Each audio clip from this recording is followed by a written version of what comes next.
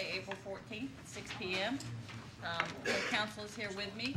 We do have an overflow audience. They are in the gymnasium, and they are having some problems with the audio feed and the visual feed.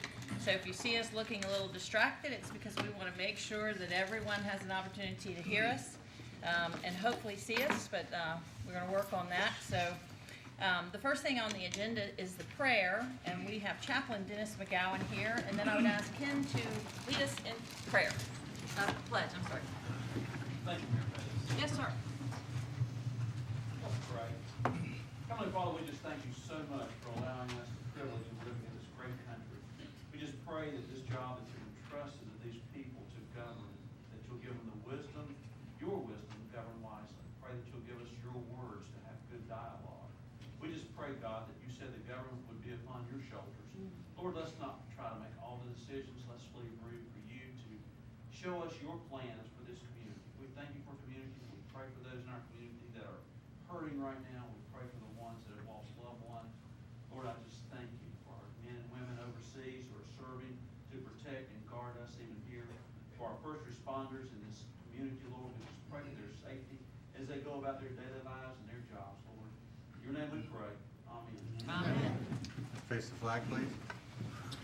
I pledge allegiance to the flag of the United States of America and to the republic for which it stands, one nation, under God, indivisible, with liberty and justice for all.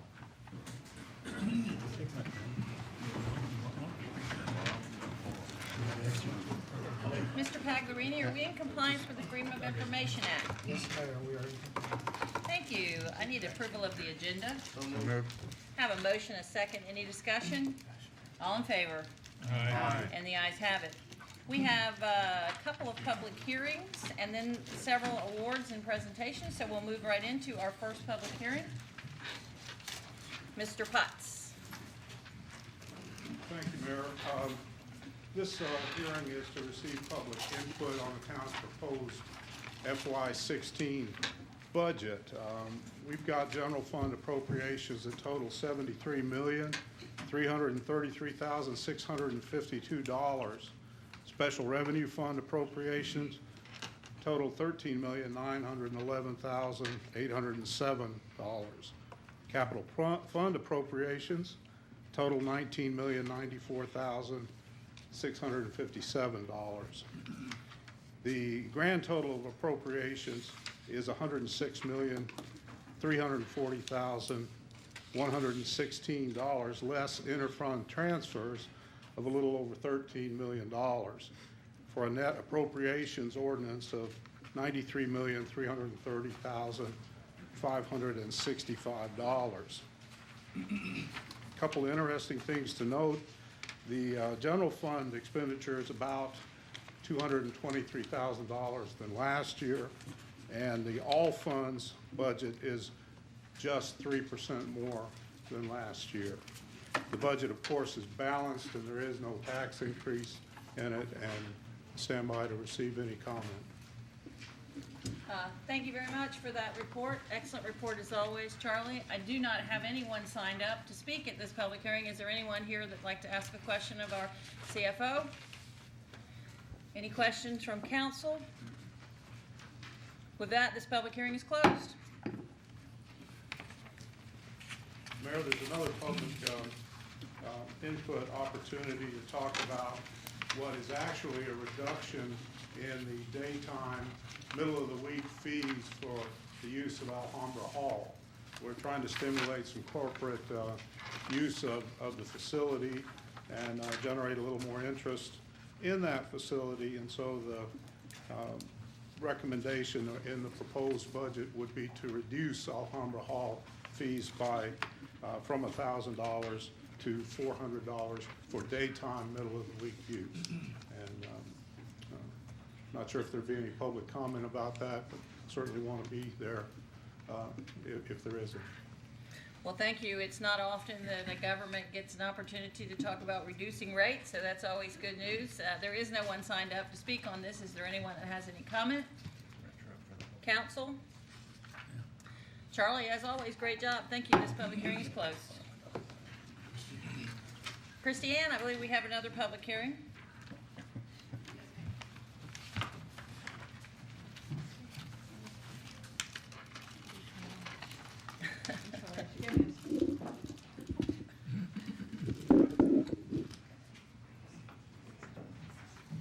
Good evening. Good evening. I do have a public hearing. This is a request to amend the future land use map of the comprehensive plan from community conservation to medium density. This is 4 parcels of land totaling 2.96 acres. All is identified more specifically on the agenda. All of these properties are located at Gulf Drive and Annie Laura Lane, just off of 6 Mile Road. Thank you. I have several speakers lined up to speak on this. I'll have Mr. Demore call them. Thank you, Mayor. Robert Timberman. I'm going to defer to the applicant if you have any questions. I believe it's Robert Jr. as well. He also signed up. Not Junior, but I'd like to wait till the end just so I can have a chance to see what you have to say. Understand. Thank you. Ms. McElveen.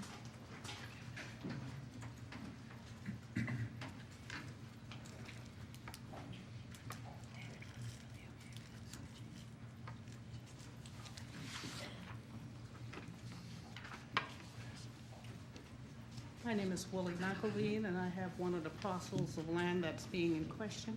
And I'm just asking that the motion be amended, that what we are asking for be approved by the council, the town, Mount Pleasant. Thank you very much. Gloria Walker.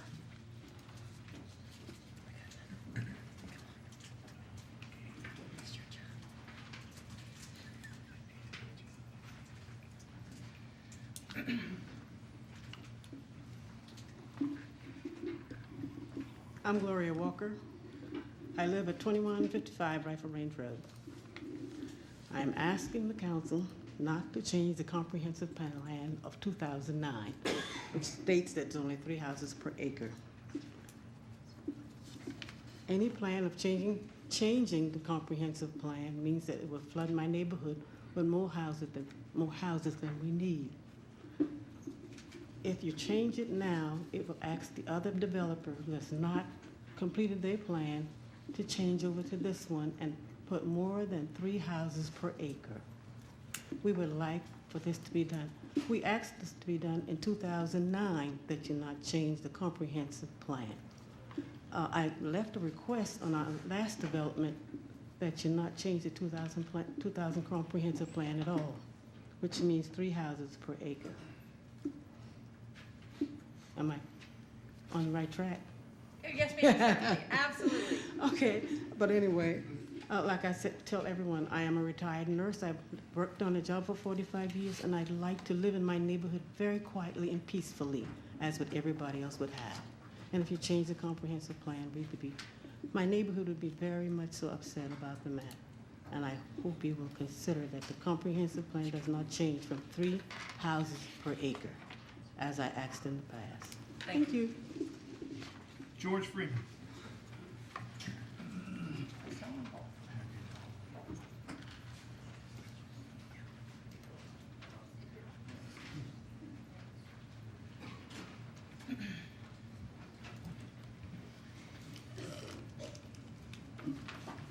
Well, good evening.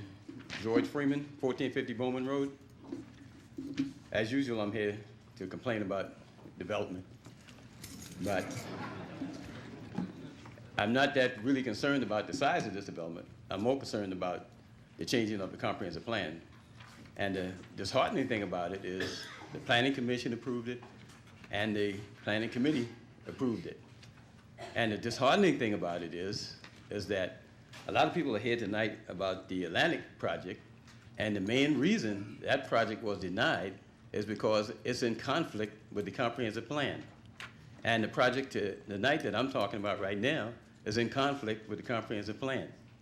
Now, I understand about trying to help out individuals, but if you continue to make these type changes in the Sweetgrass Sweetgrass overlay area, the zoning will look like Swiss cheese.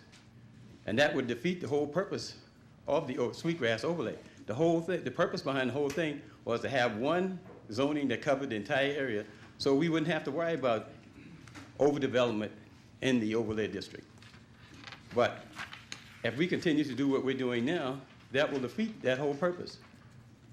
It seems like if this was causing a hardship, that this individual could have gone to the Board of Zoning and Appeal and gotten permission through the hardship of the Board of Zoning and Appeal.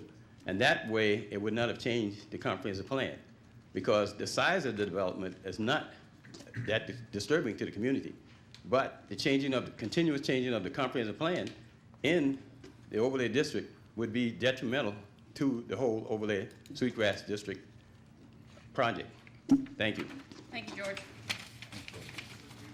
That's all I have. Excuse me? Yes, that's all I have signed up to speak on this.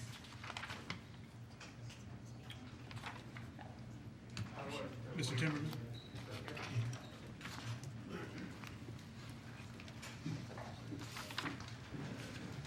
Good evening.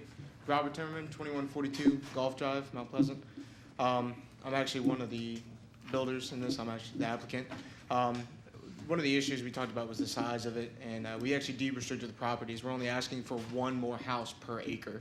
What that does is it allows us to give interconnectivity. It allows it to be feasible for us to pay for the interconnectivity between Golf Drive and Innalora Lane. What happened is a few months ago, you remember the beginning of the year, there was a fire. Well, there was a couple of different fire departments that came to that, Sullivan's Island, Mile of Palms, and Allendale.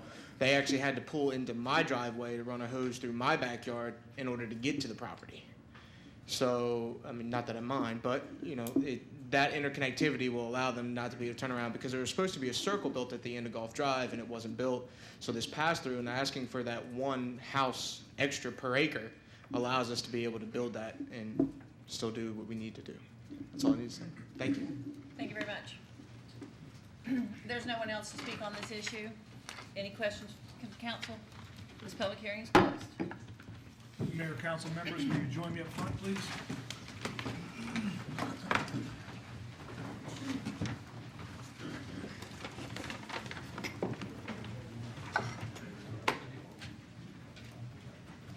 Yes, ma'am.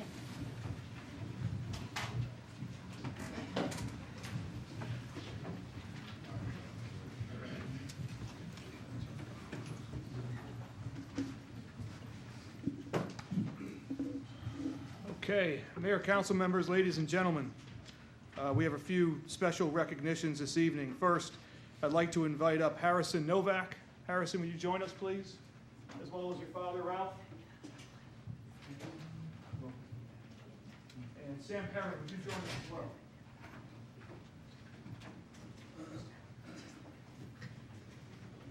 Mayor, council, ladies and gentlemen, Harrison Novak is a Wando High School senior, and she is double majoring in math, science, and engineering, and art and architecture.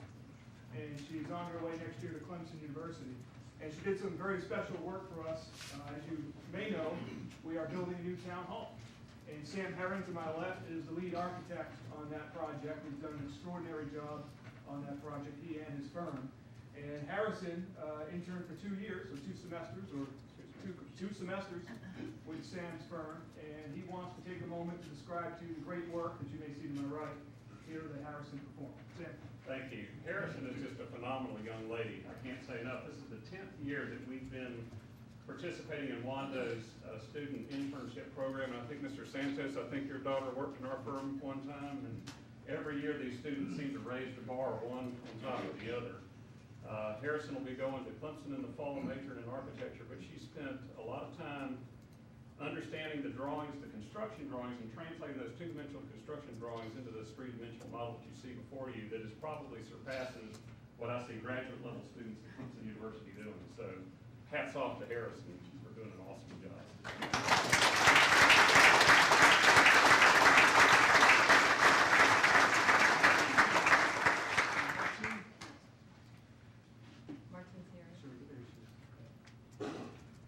Ralph and Harrison, maybe stand right here. Let's get one more photo.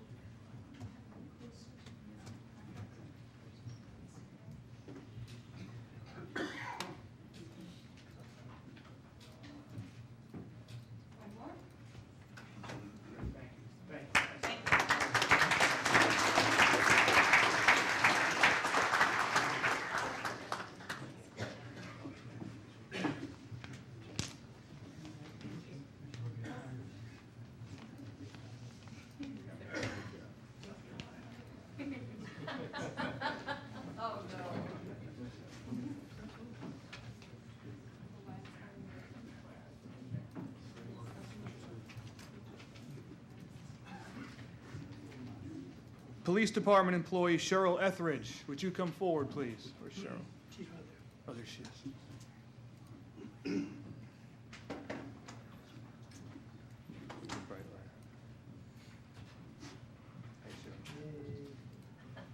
comes along there. Come up here so I can talk about you for a minute.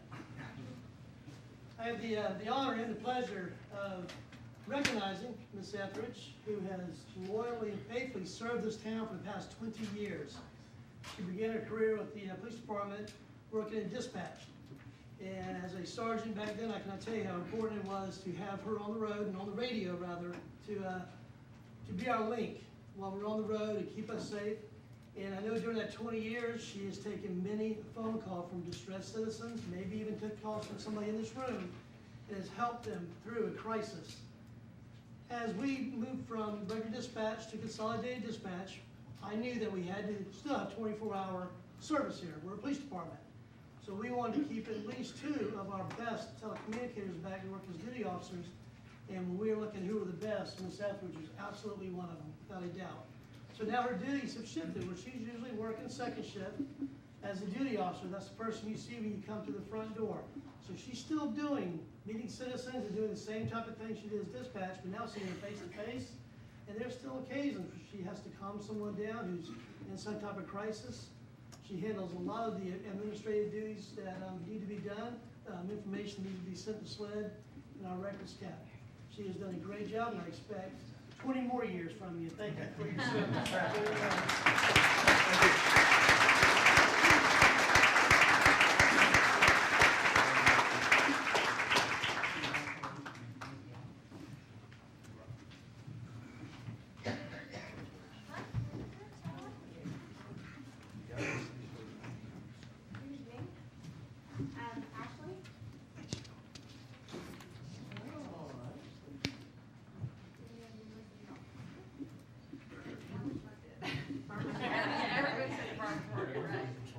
Well, we want to take just a moment to recognize Ashley Richardson. She's the director of our Cultural Affairs and Tourism Office, which we call CAT. And there's 3 other members of the office who are working at Farmers Market for us right now, Nicole, April, and Tracy. So wish they could be here. Y'all might have seen a press release we did last month.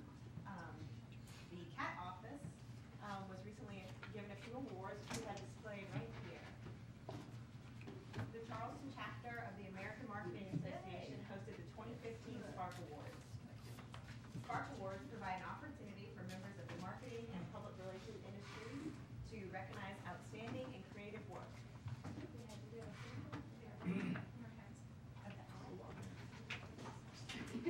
So there was over 90 submissions, and these are both public agencies and also private marketing firms that put in.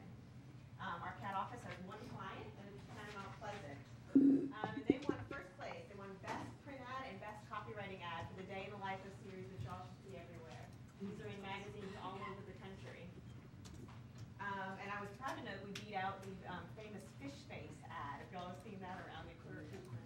Yeah, so go on. So the award-winning ads create a day in the life scenario illustrating the relaxed atmosphere, array of popular events, and cuisine offered by local restaurants. The copywriting captures what we all love most about Mount Pleasant. And also they won second place for best event promotion in the 2014 holiday promotion. So congratulations to the CAT office and Spark Awards. You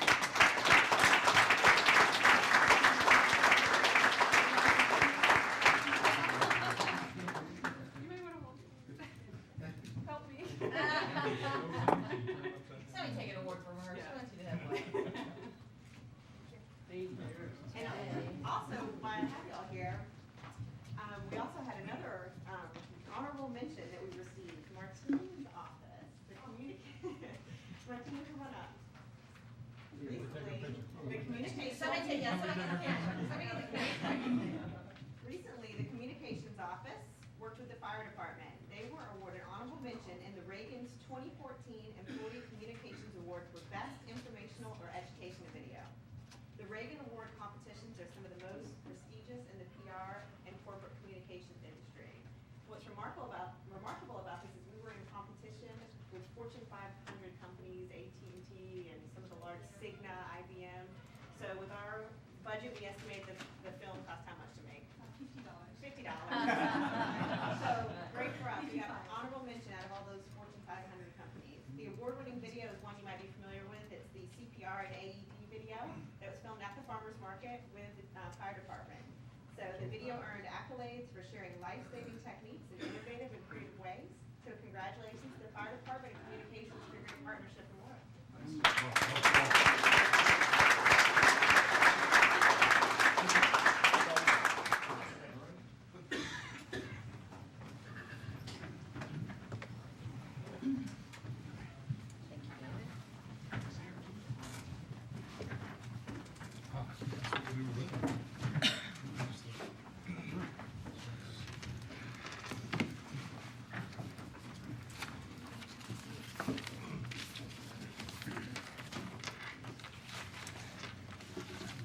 Item number 6 on the agenda is the approval of the minutes from the March 10th, 2015 Town Council meeting and the March 2015 financial statement. I have a motion and a second. Any discussion? All in favor? Aye. And the ayes have it. Item number 7 is correspondence and public statements. How many do I have signed? Two? I believe we have Mr. Carrier.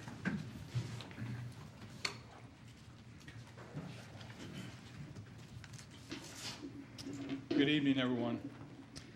I'd like to take a minute to thank the business community for their participation in last Tuesday's Economic Development Committee meeting. Your thoughts and input regarding our growth management plan and other concerns were well received. We were there to listen to you, and we will continue to do so. I also want to apologize for the negative comments that one of us posted in the Thursday's Post and Courier. That is not what majority of council thinks. Again, we were there to listen, and we were there to absorb. Having reviewed the budget this month, we appreciate what you, the business community, collectively mean to our community in payment of business license fees, accommodations, hospitality, sales, and 6% property taxes. It is a significant dollar amount that enables us to have highly qualified police and fire departments, a great public services department, a wide range of recreational facilities, and top-notch administration departments in our growing town. So again, thank you for being an integral part of our community, and keep talking. We are listening. Thank you. Thank you, Mr. Carrier. Jimmy Bagwell.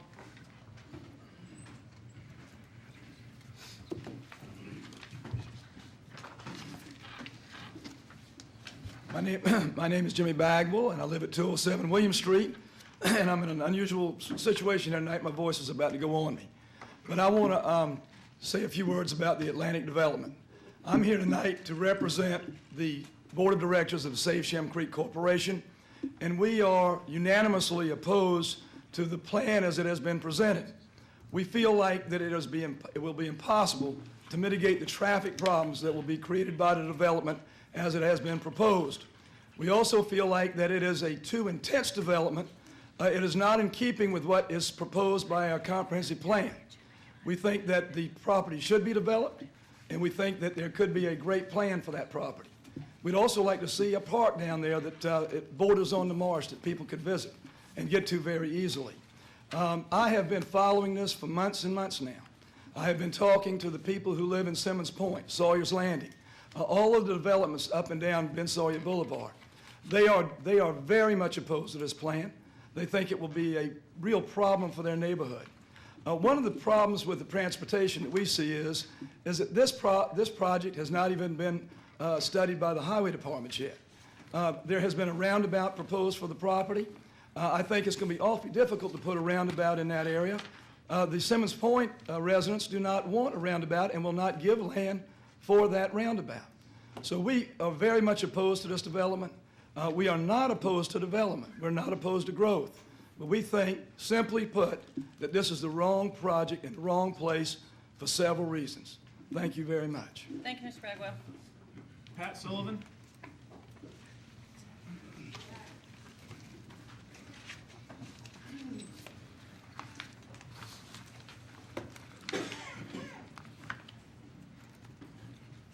Good evening, Pat Sullivan, 1002 Plantation Court, and I want to address item number, I guess it's 11A2, the growth management discussion. I don't see that there's time for the public to discuss this any other than right now. So I'm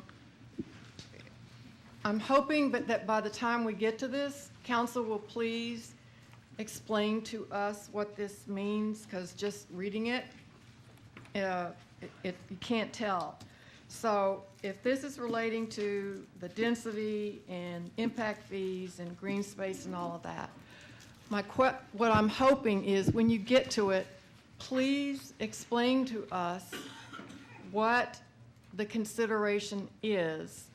And are you going to vote on something tonight? Is this the beginning of a conversation? Is it the continuing of a conversation? If you vote on the ordinances that legal has drafted out for us, is this the do-all, end-all, or is it the beginning of a conversation? And my concern is that the public stay involved. What I heard at the last, I think one of the planning committee meetings, not last week, but the one where the Atlantic was discussed, we'd only be able to talk during planning commission and other town meetings where it's a one-way conversation. Compared to what happened last Tuesday, it was a dialogue, and we need two-way. That's what Linda Page said in an article in the News and Courier. I pulled minutes from planning and development from the January and the February meeting, and they all talk about continued discussion and that a list of stakeholders was being pulled together. Thank you, Ms. Sullivan. And so on and on. I think y'all get the message. Would very much appreciate, just please explain to us. Thank you. That's all we have signed up under correspondence and public statements. And as we move into planning new business, I'd like to make a motion that we move item A and B under 2, number 11, council new business, to item number 1 under new business. So moved. I have a motion and a second. Any discussion? All in favor? Aye. Opposed? And the ayes have it. Excuse me, ma'am, is that the, Yes, that's the ordinance that we were just, Ms. Sullivan was just referencing. That's the 11, growth you management. said 11? 11, A, B under 2. okay, A and 11, B. 2, A and B. Yeah. Okay, thank you. I want to move it to new business A1. Are you good? Planning new business A1. So the first thing under new business is now consideration of ordinances relating to the growth management plan framework. The item number A is a first reading, an ordinance to amend section 156.318 and 156.320, chapter 156 of the Town of Mount Pleasant Code of Ordinances. And I'm going to open it up, well, actually, I need a motion first, I suppose, for discussion. Move for first reading. Second. I have a motion and a second for first reading, and I'll now open it up for discussion with council. Any comments? Yes, sir, Mr. Santos? Madam Mayor, I'll start. I think this is a very good ordinance, it's a very good start. I agree that we should have discussion on this. I'd like to hear from some of the local businesses as well as the citizens. And I think we can do that. I think we can do that through our planning committees and planning commissions meetings, and I think it's a good ordinance to start with. Thank you very much for that, Mr. Santos. Mr. Garch? Sir, Madam Mayor, Mr. Jamora, I think you could take a kind minute and brief our public here on what this says, or if you want to pass that to Mr. Pagarini like he did before, just a brief explanation to help people out, because they're not going to understand this. Yes, sir, absolutely. Thank you. I can deliver the summary very briefly, and perhaps Attorney Pagliarini can get into more detail and cover what I missed. In essence, the first ordinance removes all bonus densities that are now allowed for. That includes bonus densities for workforce housing, certain acreage, curb cuts, and one other. And the second ordinance allows for the removal of the waiver of impact fees for recreation on developments. That is the gist of the ordinances in front of you tonight in a nutshell. Mr. Pagliarini, do you care to deliver any additional information? I think that's a summary. Again, the first ordinance relates to Chapter 156 of our code, which is the zoning code. And as requested by Planning Committee, was to prepare an ordinance which removed all bonus density as well as additional densities in PD areas. And there are 9 areas of our code that contain that type of language. And so we've taken the approach that all of them are in the ordinance and up for discussion at this point. Thank you. Thank you, ma'am. Thank you. Any other comments? Madam Mayor, I have a statement I'd like to make on this issue, and if you'll indulge me. On Tuesday, April the 7th, as we heard earlier, just a week ago, I had the privilege of chairing a public stakeholder meeting to discuss the proposed growth management plan. The reason for this meeting was simple. We represented, and I felt the need to hear from all of those in the community that would be most likely affected by this new proposed growth management plan. We heard from many stakeholders that include small business owners, residents from all across Mount Pleasant, all who have and still have many questions and concerns of how these proposed restrictions will impact their future and their way of life here in Mount Pleasant.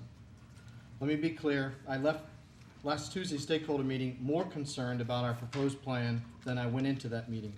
I believe there are more questions that need to be answered from this body before we take a vote on the framework as it was proposed. The message from the small business community and many of those who were in attendance and comments following, as we've all read, was please slow down. This is too much to rush through and just push through.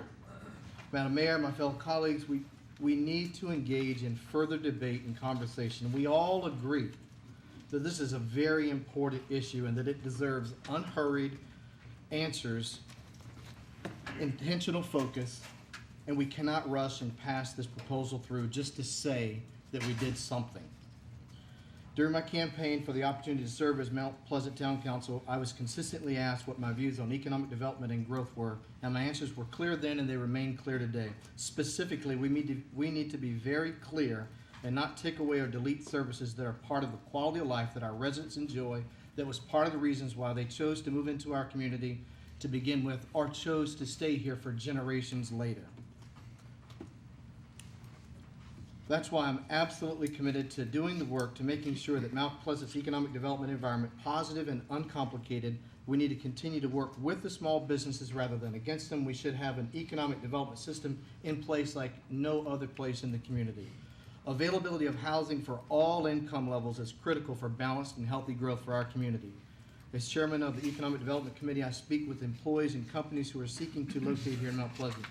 The number one issue they always raise is the need to attract and retain a talented workforce.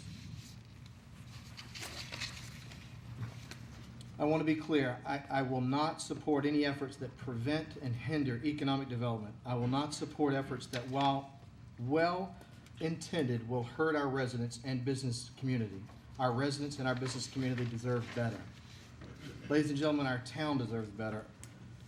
Question number one that I would ask specifically, if we rush to move forward and implement these new regulations, what is council's plan to deal with the issues of affordable housing that were raised and remain unanswered still today?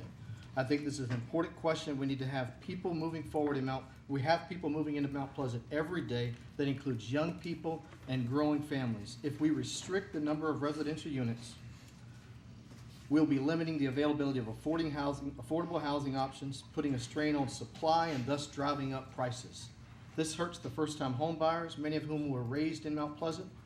If they were unable to afford homes here and be forced to locate somewhere else, senior citizens and empty nesters hoping to downsize after raising a family will be unable to do so.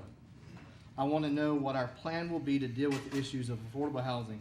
Since I'm being asked to help rush the growth plan into fruition, I ask the question, what are we going to do to help Mount Pleasant affordable to the average family? for everyone? That question needs to be answered up front before we vote on this ordinance, in my opinion. Thank you, Madam Mayor. Thank you very much for that, Mr. Smith.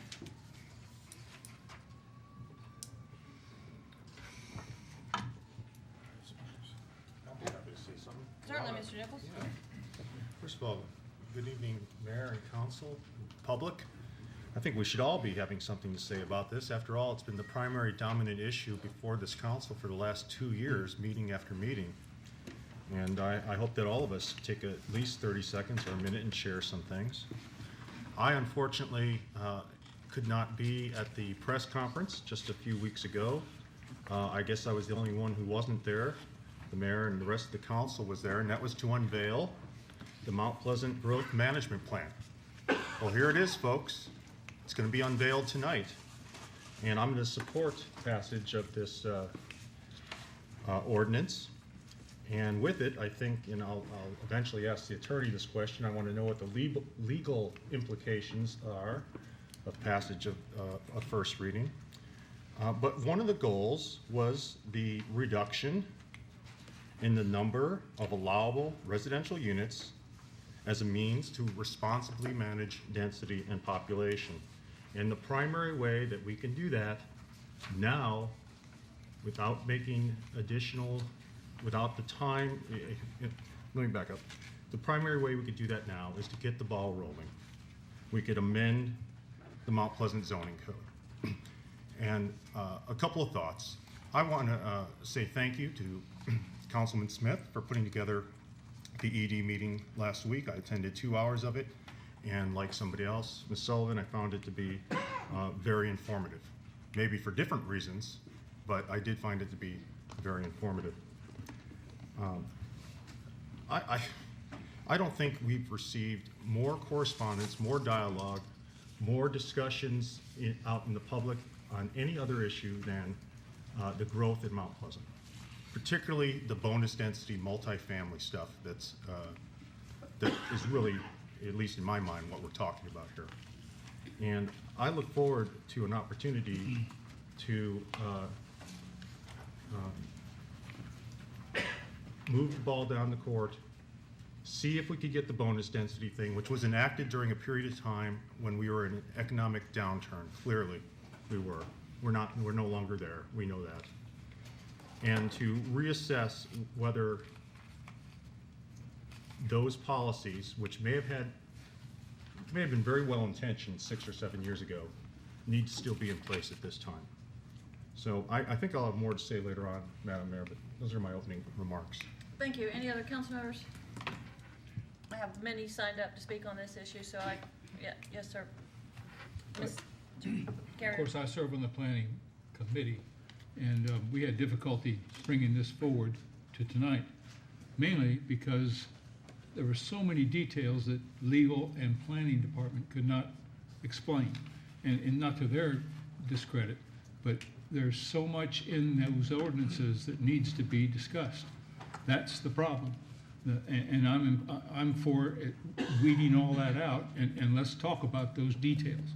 Because if we pass it and all of a sudden it's a new ordinance, what have we got? We may have things to live with that we really didn't intend to, as part of this. So I'm real skeptical about rushing. If we can get some sort of a description as to when we would do the second reading, I would be much more comfortable. And I mean time between first reading and second reading where we can vet all this out. I know legal expressed just a couple of minor points that were pretty big points when you start thinking about what are we going to allow on first floor commercial, on front streets, back streets, you know, those sort of things. Those are kind of the details that mean something to our town. So I'm in favor of, if we can put some sort of a time limit where we can discuss this before first reading, I'd be much more in favor of supporting the first reading. Thank you, Mr. Carrier. I'm going to ask Mr. Pagliarini for some clarification about the time frame between first and second reading. David, can you explain to me, if we have first reading tonight and it's approved, at what time do we have to finish with amendments a second reading? Our zoning code, chapter 156.031 specifically states that after first reading, there's 6 months, 6 months passage of time requirement for a final reading, and if not, it cannot reach final reading at that point. So 6 months is the deadline. So we have a deadline of 6 months, but we also have an opportunity of 6 months to fully vet and have conversation, not only with stakeholders, business community, which we certainly want to continue the dialogue, the real estate community, and the residents. So we would have a time. Does that give you clarification, Mr. Carrier? It does, and I would much favor that. I don't know that we need 6 months, but at least that gives us the time to go through the process. But what you would have is you'd have the ability to sit here this evening and approve a first reading. Correct. Knowing that we still would have 6 months to fully engage the community, fully engage all of our citizens and the business community, as Mr. Smith so aptly discussed. I mean, I'm a big proponent of economic development. I said today I had 4 hours of time invested in answering emails. And I can tell you in the 4 hours that I spent answering emails, I answered about 25% of the emails that I got today. And they were in favor, they were not in favor, and I talked to several people on the telephone. So I do think we're going to need a good portion of the 6 months. But I will support the first reading tonight, so I hope they can choose that. Would that require an amendment to my motion for passing of the first? I don't believe so. For clarification? First ordinance is at first reading or by title only. Any amendments would be made at second final reading. Thank you. Mayor Pro Tem, Ms. Stokes Marshall. Yes, ma'am. Thank you, Madam Mayor. I've listened to all of my fellow council members' comments in reference to this item, very important item that's on our agenda. Last week, we stood in unison indicating and telling our public that we believed in and we support the growth management. We made this decision because we heard you. We hear you. Whether you're from the business community or whether you're a resident here in this town, you all have concerns. And as your leaders that you have elected, we are charged to find solutions to the issues and concerns that you have. I view first reading tonight as demonstrating to our citizens as well as the business community that we hear them and we're serious about making every effort to bring about the change. First reading tonight, in my mind, lays the foundation for this council to work with our community.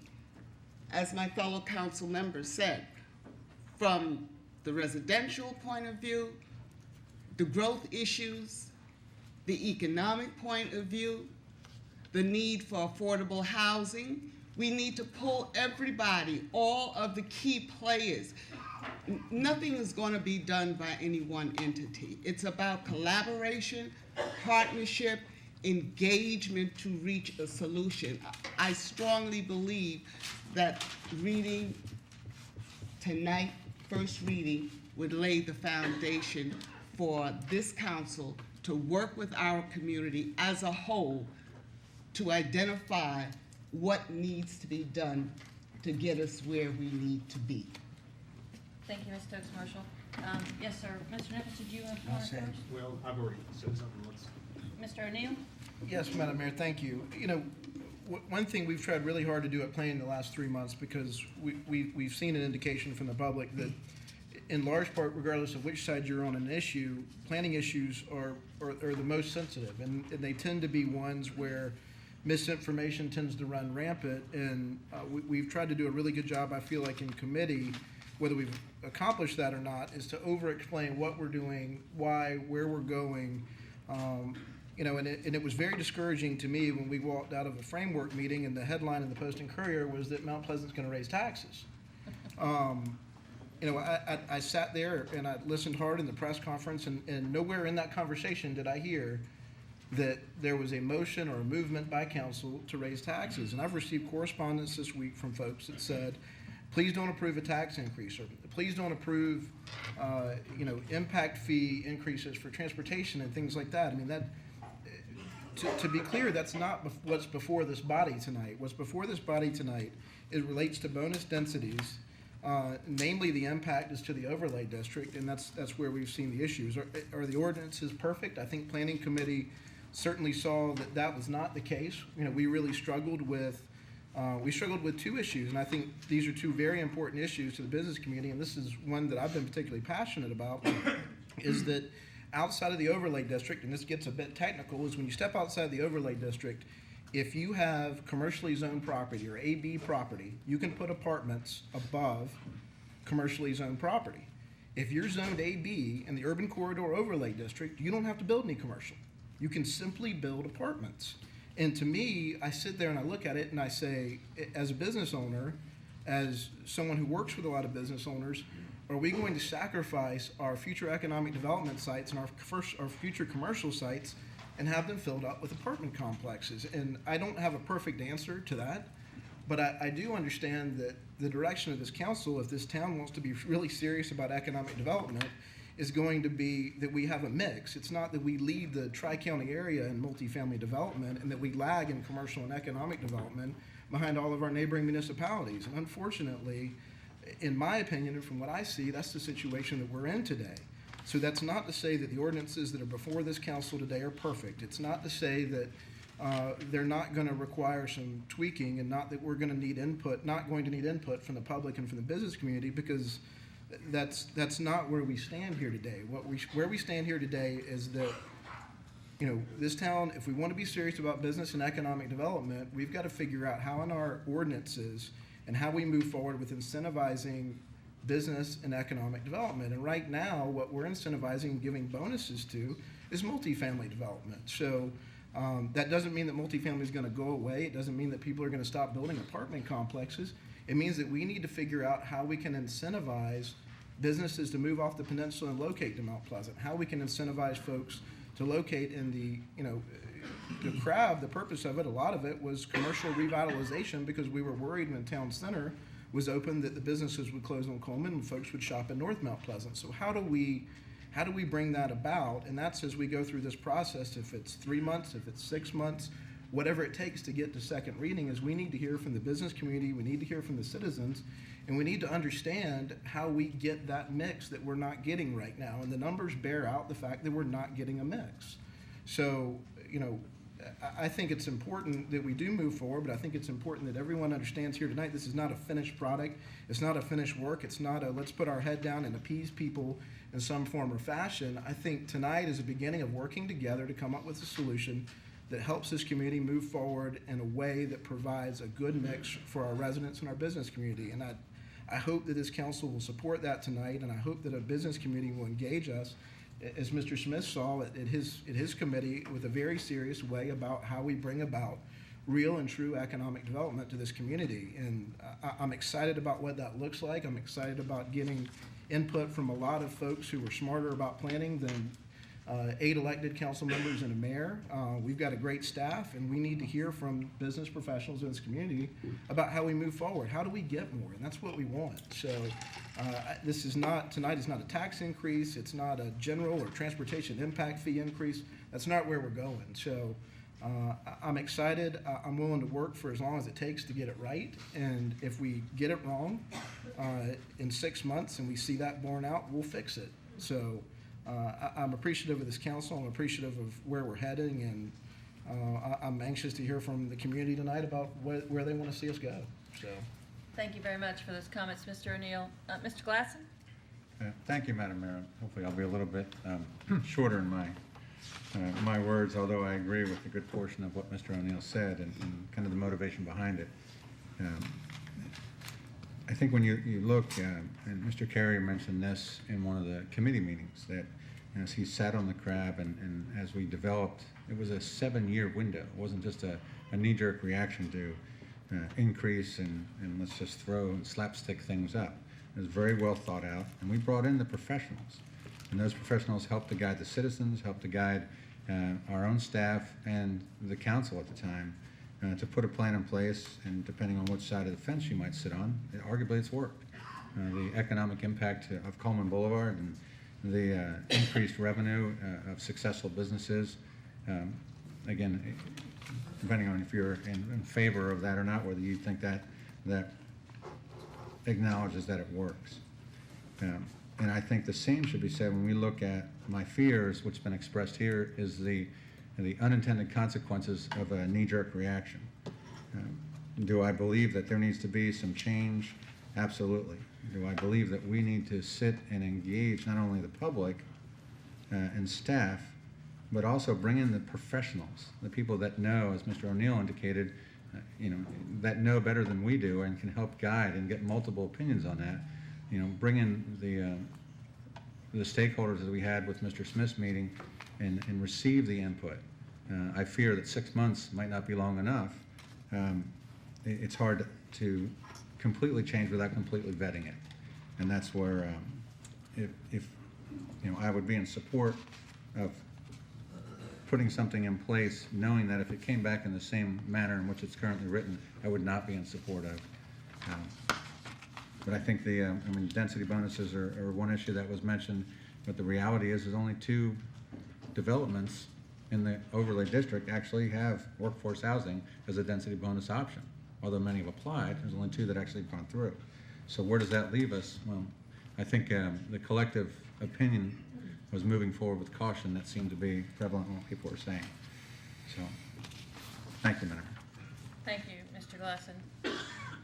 One final comment, Mr. Nichols, before I open it up to the public. Yes, thank you. Mr. Pagliarini, this is for you. 2 things, a couple things actually. If this passes first reading tonight, you said that unless there's a second reading within 6 months, it'll die in and of itself. Is that what happens? Yes, that's correct. What is the method for getting the matter before council for second reading? Do we have to have a vote of council members to bring something for second reading? Because in my few years on here, I really haven't experienced that. It always seemed to have appeared in the subsequent month, no matter what the issue was. And it would, and certainly tonight you could say something to the effect that until it's brought up again, we can utilize our current ordinances, for example, that any 2 council members put it back on. You can refer it back to committee tonight. You can first reading with the provision that it go back to committee or whatever contingencies. But yes, it will appear on the next agenda unless something is specifically All right, stated. so to be clear, unless we clarify that, it will appear on next month's agenda, Yes. correct? But if we didn't want it to appear on next month's agenda, we would do something else. Yes, Refer it to a committee or do something, okay, good. And has anyone asked you to look into the so-called pending ordinance doctrine? Well, we have looked into that as Can a you explain consequence. what that is in non-legal terms and whether you believe it would apply if we passed first reading? Sure. Pending ordinance doctrine, as ruled by a Supreme Court, that we're going to, the town, let's assume there's a first reading, there will be applications for certain building permits and other items moving forward by those who own property. What the pending ordinance doctrine says is that there's a pending ordinance that will affect that, that application should be held, meaning no decisions can be made until a decision is made on the pending ordinance. I have a statement here. I ask you, this is basically what you just said. The pending ordinance doctrine is a judicially created principle that allows a municipality to deny an application for property use, which even though is in accordance with the existing law, violates a law that is pending when the application is made. That is it. Would the reading, if this passed first reading, would that be a pending law? It would be pending as defined, correct? Okay. Appreciate that. Thank you. Mr. Smith, another comment? Thank you, Madam Mayor. I just want to reiterate what I just heard, seeking clarification. This agenda item will automatically be placed on next month's meeting unless we take action to not include it in next month's agenda. Is that correct? Yes.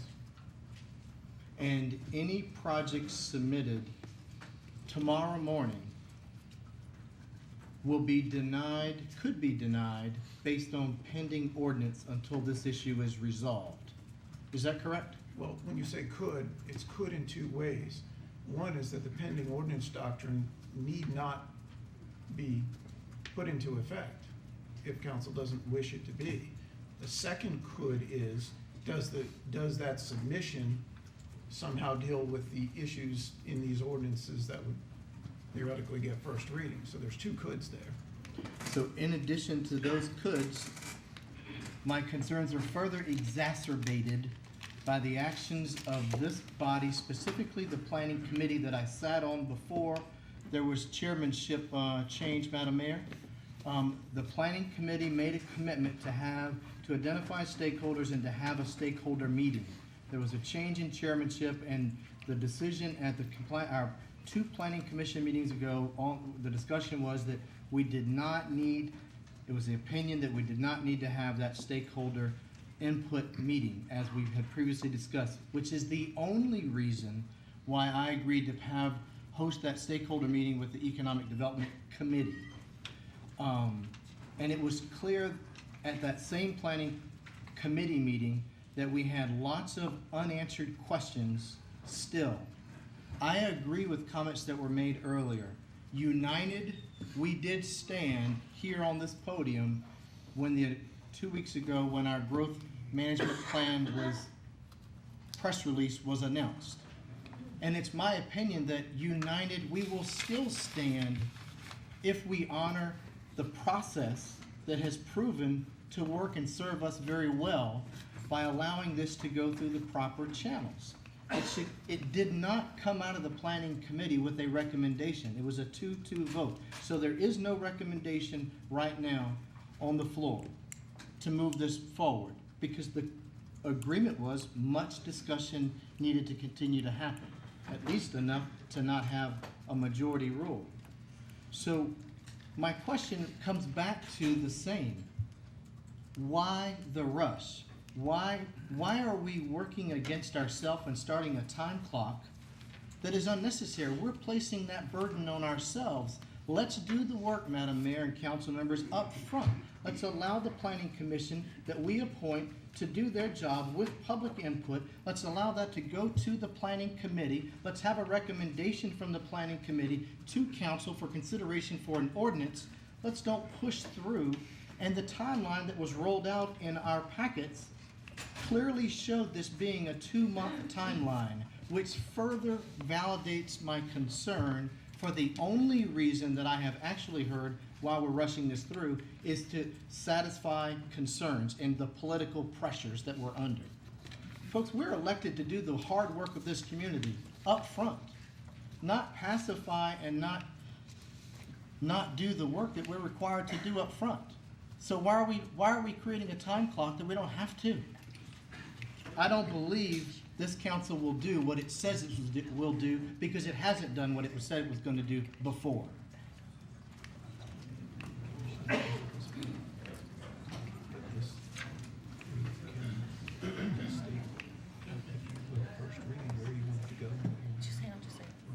I'm sorry, I was seeking some legal clarification. I apologize.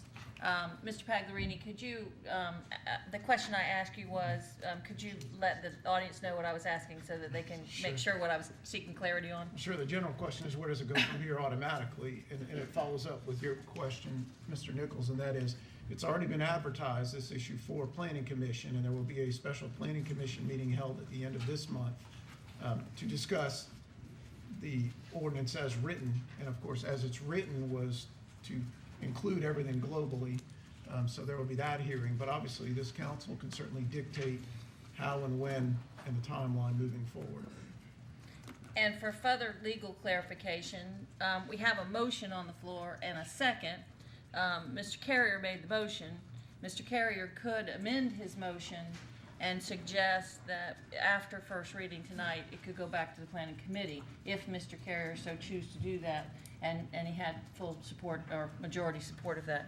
Mr. Santos, I believe you had a comment? I just had a comment, just a quick comment, Mayor. You know, I heard Councilmember Smith talk about pacifying. Can I ask you a show of hands of how many people would like us to pass this ordinance tonight?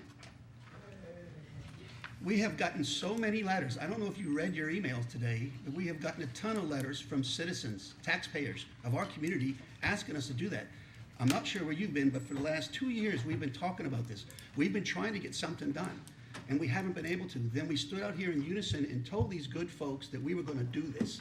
And then for some reason, you decided not to do it. That's fine. You can change your mind, but you stood in front of these people and you told them that you were for this and you were gonna do it. Now, all of a sudden, it's an issue, and you're pacifying them?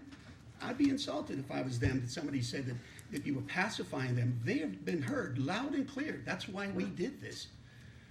Mayor, I'm ready to call for the vote. Thank you. We have many, many people signed up to speak on this issue. And just for fairness, how many people here would like us to pause and not vote on this tonight? Thank you very much. Madam Mayor? Yes. Since I was called out, may I respond to that? Very respectfully. Absolutely. Councilman Santos, with all due respect, perhaps your memory is a little bit unclear. My comments that we can look at the tape and read the minutes, perhaps if there were minutes, but certainly we were recorded. I supported this framework, and I said in my comments that, I think verbatim, the devil is in the details. I look forward to a due process and the work being done. And as I said, united we stood, and united we can continue to stand. Madam Mayor, I'm willing to, I got my calendar, and I'm sure all of you do too. We only need 24-hour notice to have a public meeting for this council. Can we schedule a meeting, postpone this vote, schedule a meeting, do the work up front? Madam Mayor, you know I donate my salary. If council members need compensation, I donate my salary. I'm happy to donate to the council members if they need compensation. Let's do the work of the people, Madam Mayor. Thank you. And we need to keep order tonight. Please keep in mind, we have overflow in the other room. We need to stay as quiet as we can, make sure everyone's comments are heard, and make sure that the meeting stays orderly. Thank you very much. Was there, Mr. Carey, did you have one more comment before I open it up to the public? Do you want an amendment to the motion now, or you want to wait till comments over? Right. We can wait to hear from the general public if you would prefer, and anyone could make an amendment to the motion so we could vote on it. Well, I'll be glad to make the amendment. I mean, I think the timing would maybe cause some people to respond. But I would amend my motion to say a minimum of 4 months and a maximum of 6 months to have a second reading. Okay. That was Mr. Santos, I believe. I believe Mr. Santos had the second. Mr. Pagliarini, do you need more clarity than that?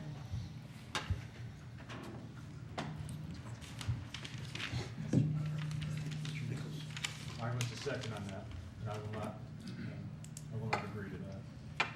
Okay.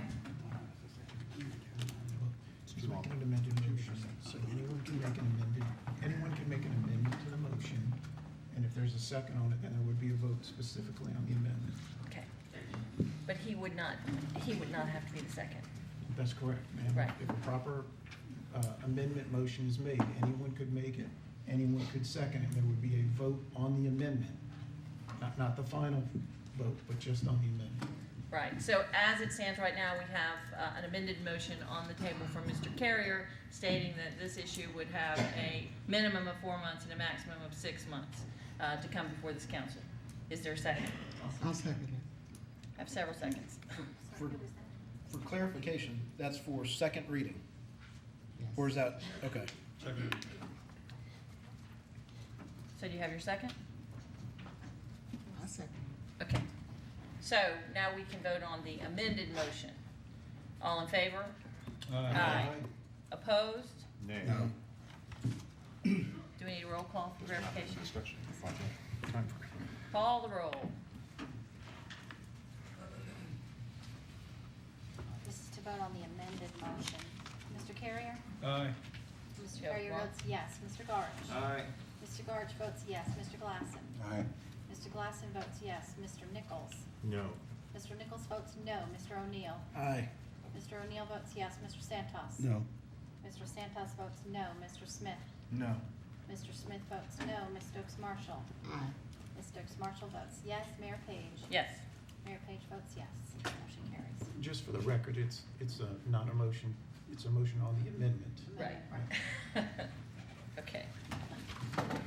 So we still have the first motion standing. Yes, ma'am. Okay. And I'm going to open it up for public comment before we vote on that. Yes, Mayor, members of council, members of the public, I'm going to, because we have overflow seating in the gym, in order to give those speakers time to get in this room into the podium, I'm going to name 3 names. If everyone could gather near the podium, that would be great. The first is Deborah Whitfield, Krista Mysock, and John Popelka. Go ahead when ready. Please state your name and address for the record. You will have 2 minutes to state your case.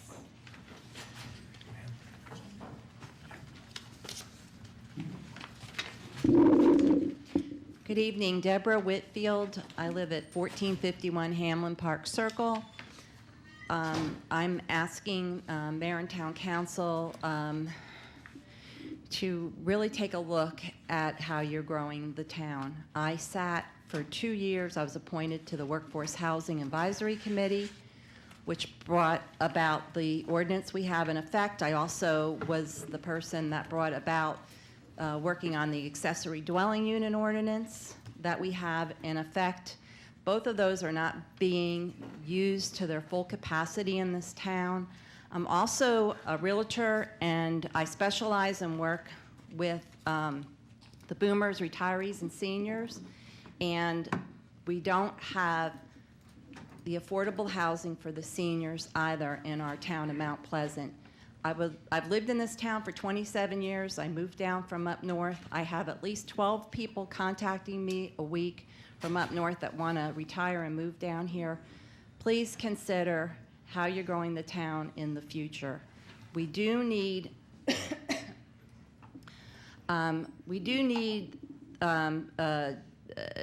smaller homes, condos and such for the affordable housing and senior housing.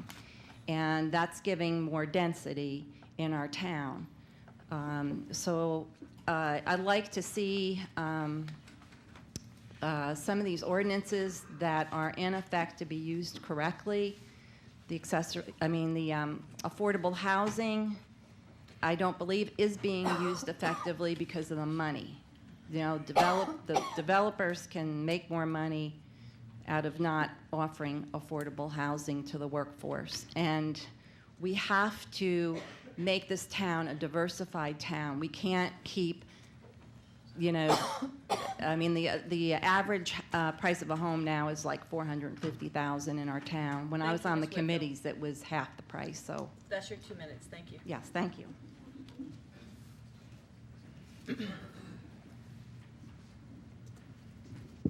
Thank you. I apologize. I'm also losing my voice. Krista Mysock, 1526 Village Square, North Point. I'm here tonight representing myself, my family, and a lot of those in my neighborhood who cannot be here. We want to thank you for being in dialogue and hopefully continuing dialogue with us on housing, especially concerned with the high-density bonuses.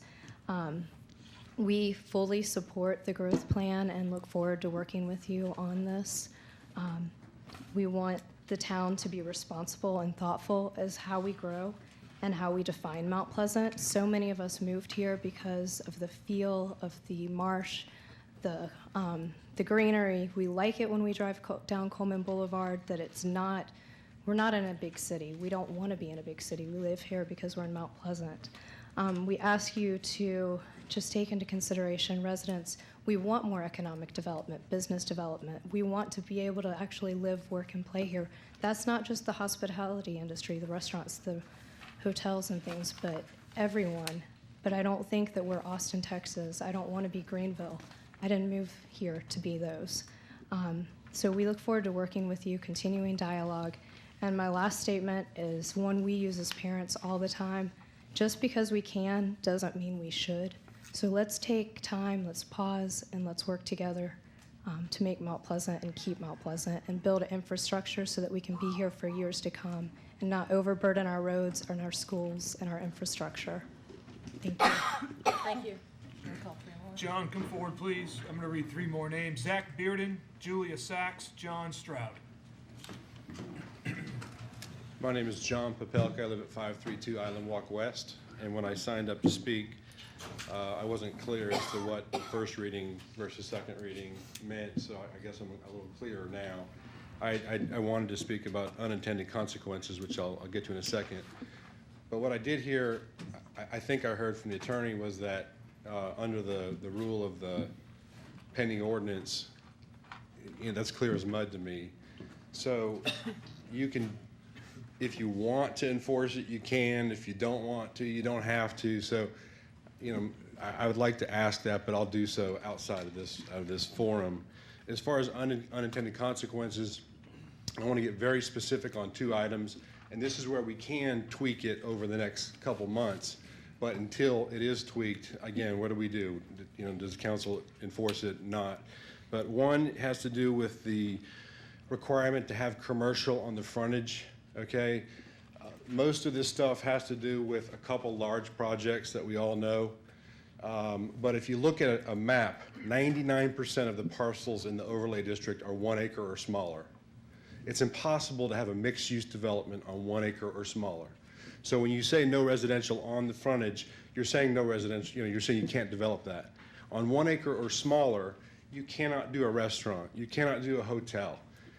I realize people can assemble properties, but that's not an easy process. So all these property owners who have 1 acre or smaller, you're saying it's undevelopable. The town has design and review board approval over anything on the boulevard. So you're already going to approve what it looks like. You can make it look like there's commercial on the bottom. As far as the live work with the commercial on the bottom, that does not work in Mount Pleasant, evidenced by the fact one has never worked in Mount Pleasant. The boulevard still has vacancies, and the Shellmore Village was a colossal failure that went into foreclosure. Secondly, it was about workforce housing. Thank you, Mr. Popolka. That's your 2 minutes.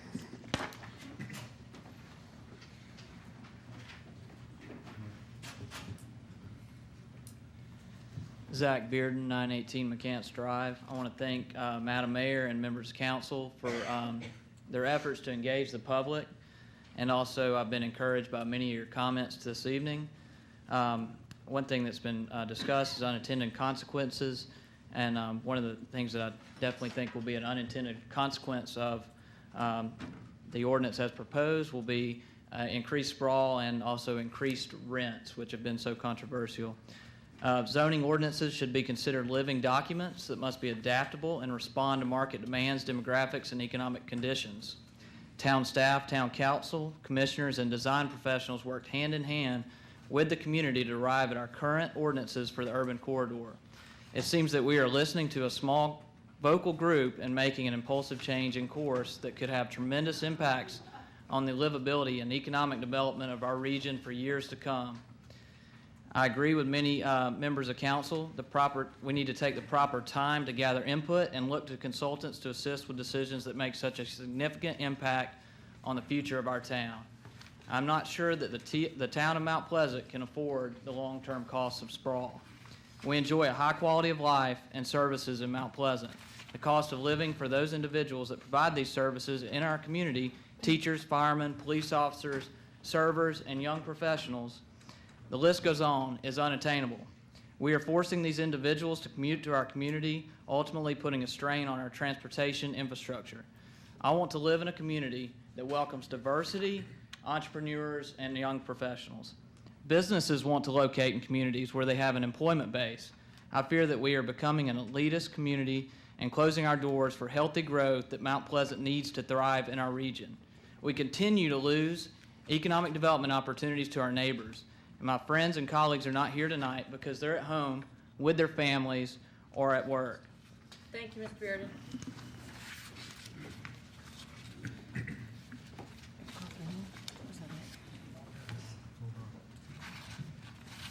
My name is John Stroud. I live at 2791 Water Point Circle.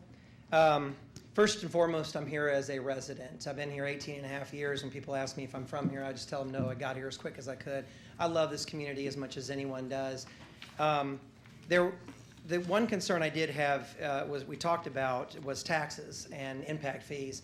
And somebody on the, I can't remember who said that that wasn't true, but I have the framework right here of the Mount Pleasant Growth Management Plan. Goal number 2 talks about increasing impact fee for transportation. And goal number 3 talks about using taxation with a sunset provision to acquire public use for enjoyment, blah, blah, blah.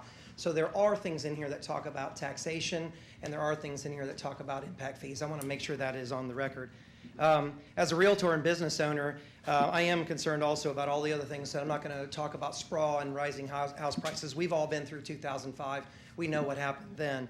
But I guess what I don't understand is why we are rushing this so fast and quick, because we really, I mean, it was only about 2 weeks or so ago that this thing came out. Yes, we've been talking about it for 2 years, and I drove in the traffic on the way over here. I get it. We do need a plan, but to rush something through, it's sort of like that old thing of, you guys remember recently we had this, let's pass this law so that we can know what's in it. I don't think we need to do that. I think we need to slow down. We need to take our time, and we need to come back to the table with a first reading so we don't impact people who have bought land and we're looking to build or develop that land as it was supposed to be before. Thank you. Thank you, Mr. Stroud. John Collins, Nancy Wicks, Barry Wolf, Berman? and Julia Sachs, last call.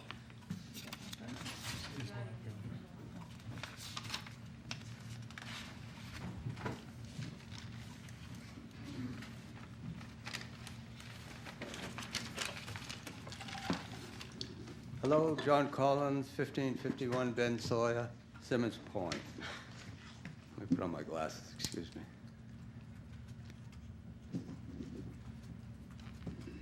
Growth Management Plan. To all council members on growth. The meeting that Councilman Smith held was a good start. I'd like to provide a few comments that I believe will be helpful. The so-called stakeholders were predominantly real estate people. The real stakeholders are ordinary townsfolk and voters. The previous owner of the Boulevard's presentation was nervy, given the horror he's inflicted on the town. His comments on affordable housing, especially absurd, given the price of a studio apartment in that pile. The comments on Mayor Summers' business-friendly approach were self-serving. How has all that development really changed that city? The living situation of ordinary folks is still a disaster, the schools are a joke, and the crime is rife. 4, Mr. Bennett's comments about insisting on excellent architecture and first-class materials should have been hammered home to the Darbies and hopefully will be enforced in further building.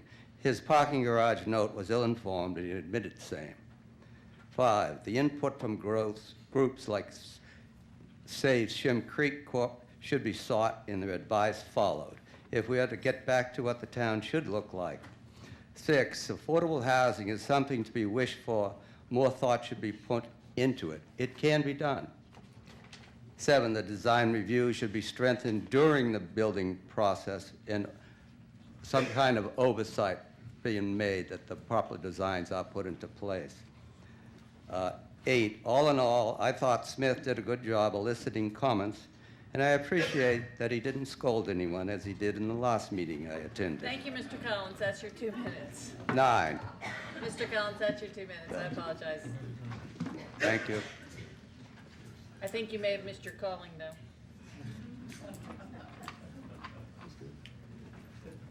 Hi, my name's Nancy Wicks, and I live at 993 Cove Bay Lane. I want to applaud the mayor and the town council for taking steps to manage growth in Mount Pleasant. We've all heard for the past few years that the residents of Mount Pleasant want to retain the character and livability of our beautiful town. And I believe we can build affordable housing without offering bonus density incentives. We also need to look to our developers to incorporate a low country look and feel of our town into the building designs and architecture so that we don't end up with a bunch of ugly, boxy high-rises and parking garages, particularly along Coleman Boulevard. As Mayor Page mentioned in a recent Post and Courier editorial, the residents and business owners of this town are counting on our elected officials to dutifully and wisely manage development during the ongoing economic boom and population expansion. Let's all get on board and help make this happen. Thank you. Thank you, Ms. Wicks.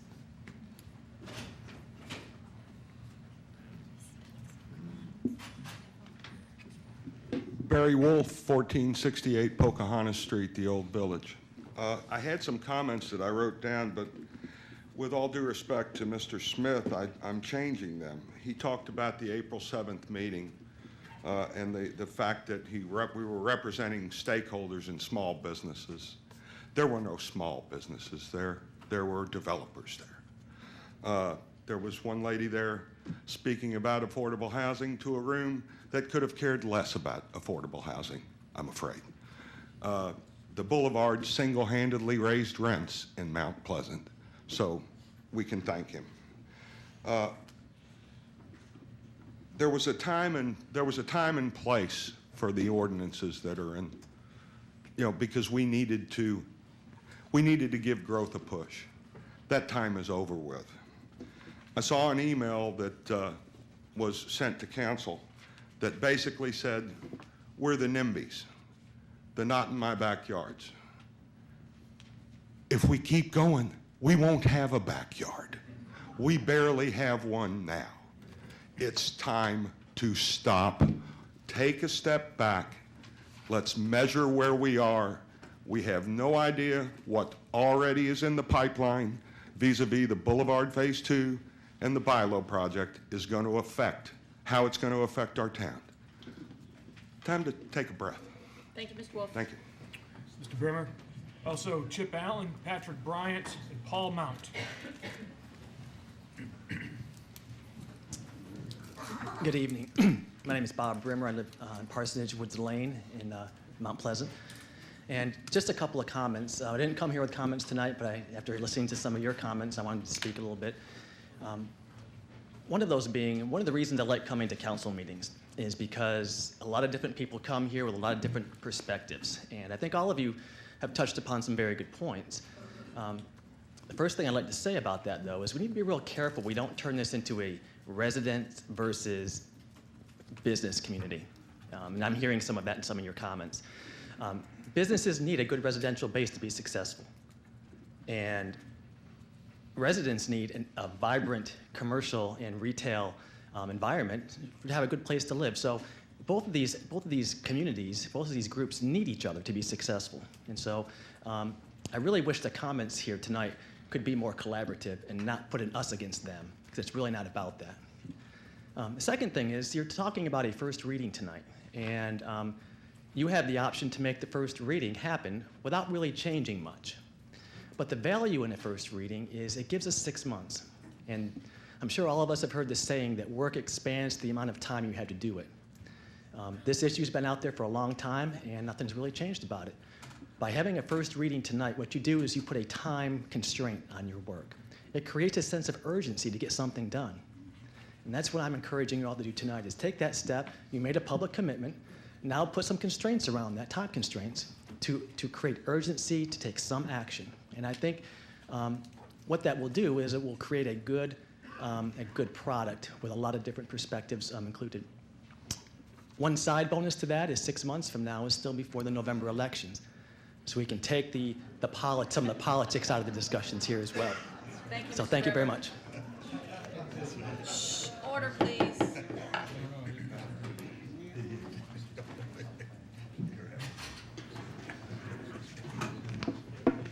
My name is Chip Allen. I live at 961 Cove Bay Lane in Sawyer's Landing. My wife and I have lived in Mount Pleasant for a little over 5 years and lived in the Low Country all our lives. I'd like to add, too, that I appreciate the time you're spending to let us voice our opinions and the time and service you've given to Mount Pleasant. I tend to ramble, so I'm going to read the rest of my remarks. In my opinion, the Master or Comprehensive Plan for Mount Pleasant is one of the best comprehensive plans that I've read. I've studied many plans and taken many urban planning continuing education courses as a past 14-year member of the BAR in Somerville. On page 23 of the master plan, paragraph 1.2, and I quote, denser development should occur closer to US 17 corridor where there is greater transportation infrastructure. Development adjacent to waterways and marshes that edge the town should take measures to incorporate low-impact development and design principles, unquote. I've been an active realtor in the Low Country for almost 30 years. I've literally been in and out of thousands of neighborhoods, and I've averaged driving between 30 and 40,000 miles a year. Exiting Sawyer's Landing has been one of the riskiest entries into traffic that I've ever experienced. I did some research to make sure that I wasn't just aging too fast. I discovered that just over the past 2 years, traffic has increased over 43% along Rifle Range to Ben Sawyer Bridge corridor, or 10 times the outdated SCDOT annual increase projections, 21,000 plus vehicles per day, averaging about 25 vehicles every minute pass in front of the only driveway we have. In conclusion, mitigation is virtually impossible for three main reasons. Number one, the Ben Sawyer Bridge opens between 90 and 170 times a month, 12 months out of the year. There is a single lane for just a mile on the causeway. There's a half a mile between the causeway and Rifle Range. And three, the marshes are beautiful, but they're restricting as to what we can do. Thank you, Mr. Allen. That's Thank your you. 2 minutes.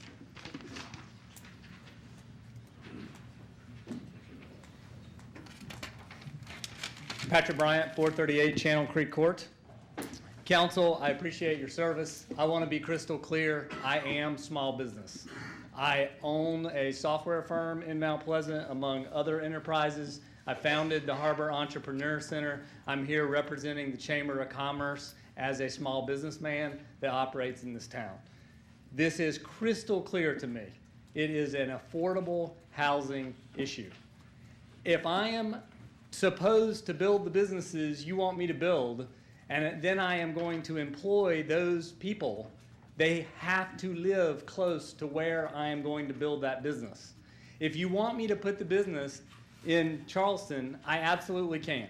If you want me to put it on Daniel Island, I absolutely can. I choose to put it in Mount Pleasant because I love the town, I love being in Charleston, South Carolina, and my employees love being in Mount Pleasant. I am asking you to amend the document to not include bonus density because it will hurt business. It is a block and tackle economic development issue. Young professionals need density in order to afford to live in our terrific town.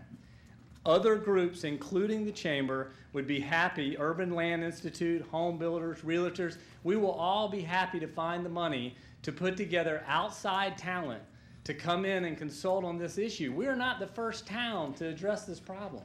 So we would be happy to bring in consultants that have addressed this problem and find a balance between business and community, because I absolutely want this to be the best possible process. But voting for it tonight, putting a timeline on it, is absolutely the wrong choice in my mind. We need responsible growth. We need to amend what your first reading would include. If you want to move forward without bonus density, I can understand putting it on the docket. But my voice to you would be, do not pass it tonight. It is the wrong time. We need to study it further, and business needs density. Affordable housing needs density. Thank you, Young Patrick. professionals need density. Thank you. Paul, please come forward. I'll also call Lucy Gordon, Debbie Wade, and Steve Gilder. Good evening, Councilman, Madam Mayor. I'd like to make a few comments about unintended consequences. Zoning rules as they currently stand seem to reward only one type of development. That's very high-density apartment complexes with high rent and high turnover. The master plan calls for work-live communities, but no nearby jobs pay enough to afford these rents, so these developments encourage more vehicular traffic. That's an unintended consequence. Moreover, these developments are being proposed in locations that cannot support extra traffic, such as on Ben Sawyer Boulevard and along Rifle Range Road. The zoning in its current form allows this, which is in stark contrast to the intent of the comprehensive plan. If these developers are really interested in affordable housing, there's been nothing to stop them from doing that. Clearly, the current rules are not driving them to make those decisions. Some developers and landowners are going to complain about reducing their property values, but many more residents near the boulevard and Earl's Court will tell you that both their property values and their quality of life has been diminished by these new developments. That's an unintended consequence. Again, this is from the rules as they exist now. As elected officials, it is your duty to balance the rights and interests of all of your constituents, not just those of a handful of developers.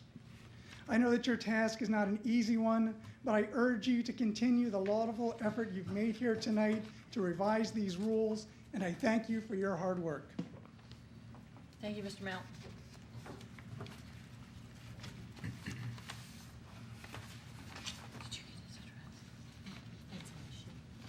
I'm Lucy Gordon, 1551 Ben Sawyer Boulevard, and I want to commend you and applaud you for your consideration of these first revisions along the growth management. I think everyone that I know supports you wholeheartedly and hopes you will continue this movement.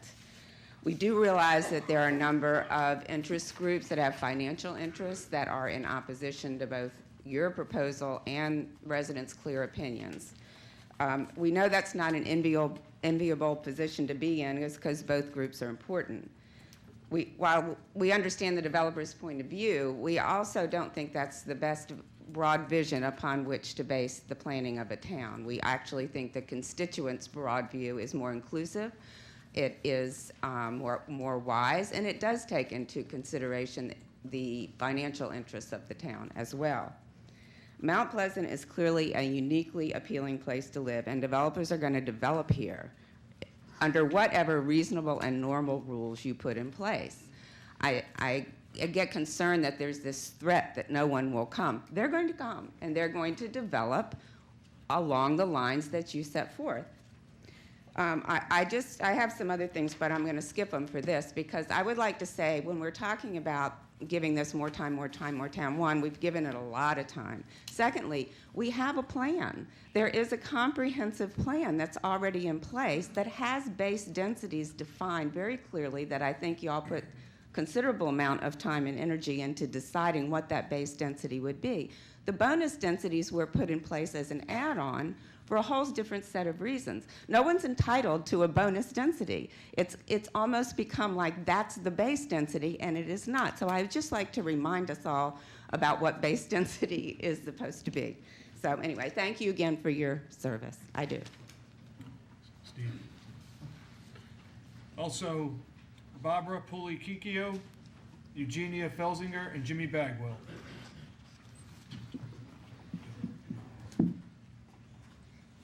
Madam Mayor, council persons, my name is Steve Gilder. I live at 2135 Baldwin Park Drive. I am the acting president of a newly incorporated Park West, Dunes West Homeowner Boards Alliance that currently represents 3,467 people. That is homeowners in Park West and in Dunes West. I'm also the president of the Berkeley Homeowners Association in Park West. Although legally I'm not entitled to speak for all of the HOAs in the Alliance, I believe I'm expressing their thoughts and concerns relative to propositions 15037 and 38. Relative to ordinance 15037, please do away with the bonus densities, because they don't promote the sort of development compatible with the surrounding neighborhoods. They decrease the possibility for bringing all kinds of economic development the residents want and need. Taking this action doesn't mean that we can't have a healthy mix of residential and commercial development on Coleman and Johnny Dodds. However, 16 units per acre is a very high density for Mount Pleasant. In fact, the town's comprehensive plan defines 9 units per acre as high density, as a high density neighborhood. If you choose to have a bonus density, there should be incentive criteria that should encourage responsible development and be required for any new development. Things like open and green space need to be included in the criteria. What's the point of encouraging balanced use of mixed-use space if you sacrifice all available space for residential? It just doesn't make any sense to me. Finally, commercial space should be required on the first floor of the urban corridor projects. These streets, as far as I know, have always been and should remain primarily commercial districts. Thank you, Mr. Gilder.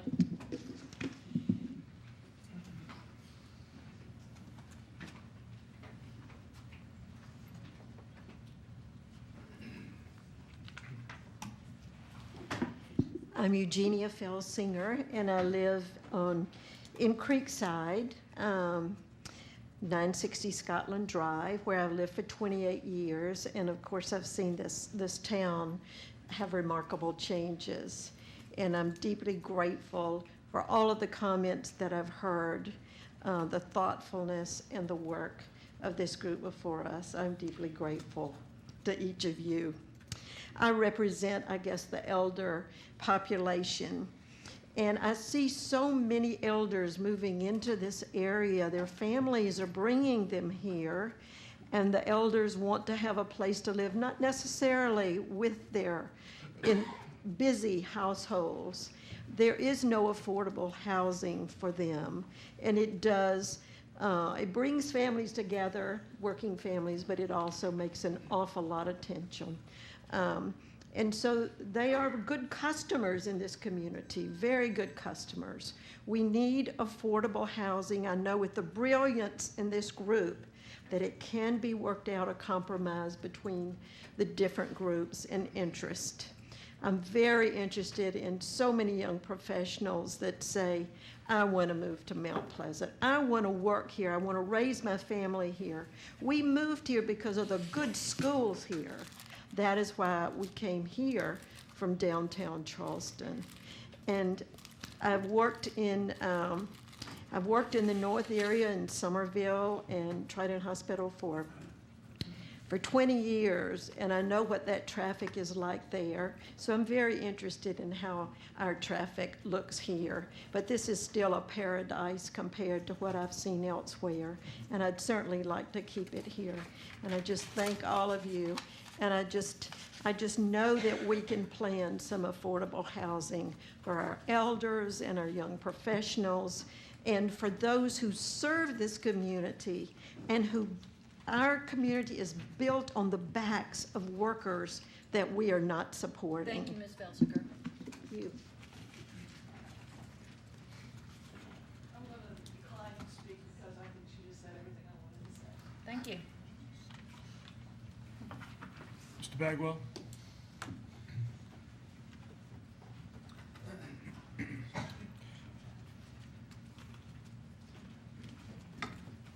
My name is Jimmy Bagwell. I live at 207 William Street here in Mount Pleasant.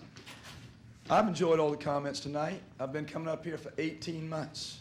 For 18 months, the residents of this town have been asking this town council to address these issues. For 18 months. I can't tell you how many meetings I've been to, and I can look in this audience and I can see a lot of faces that have been to those meetings with me. And the people in this town are ready for change. We need to vote to support these amendments, these ordinances tonight. We need to move quickly to adopt them. And I can tell you one thing, if you wait 4 to 6 months, you need to put this impending ordinance doctrine in place so that there just won't be a mad rush in here to try to get projects approved before these ordinances are changed.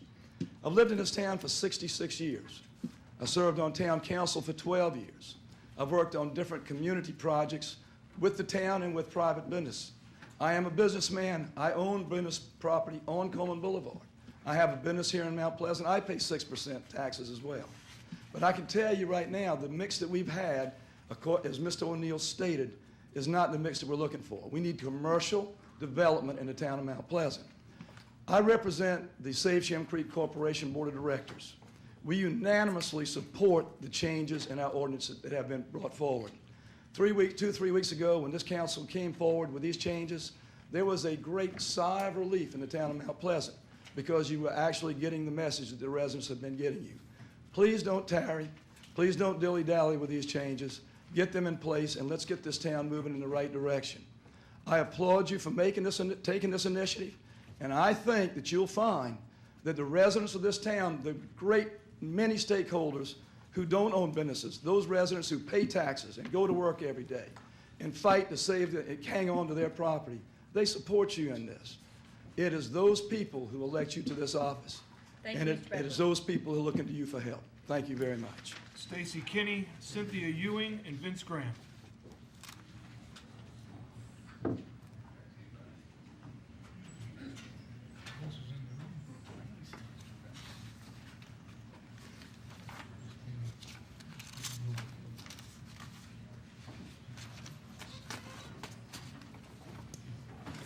Thank you. I'm Stacy Kinney. I reside at 1041 Planters Curve. I am here to represent the young population who desires to be in Mount Pleasant, who want to open businesses and want to work in businesses in Mount Pleasant. We need growth. Growth is inevitable, but it needs to be done sustainably. We need to look at the infrastructure, we need to look at education, and we need to look at housing for all people. I know that you all will make the right decisions, and please look at what everybody is looking for. Thanks. Thank you, Stacy.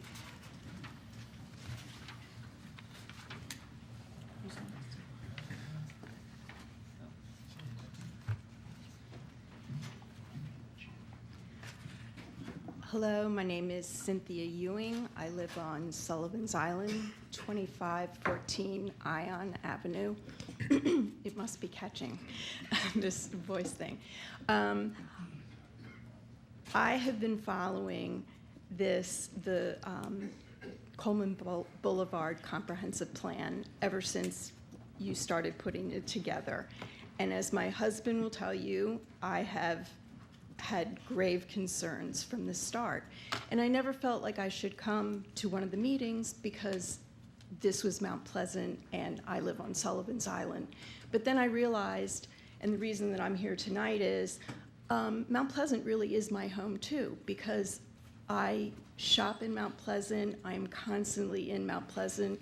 And so what I would like to say to the council tonight, I feel as if in all this turmoil, with all the negativity, we have actually reached a very positive place where there's a window where we can make some change. And I do applaud you for listening. I thought these deals were done. I thought we were going to live in a place I did not anymore want to live in.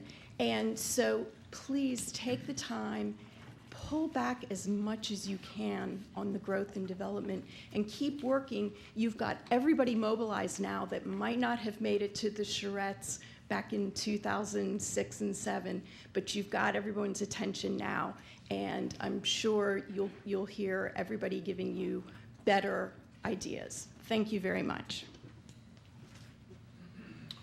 I've called everyone there. Looks like Ms. Sullivan is gone. Ms. Sullivan, would you like, excuse me? Yes. You know the routine. Pat Sullivan, 1002 Plantation Court. Okay.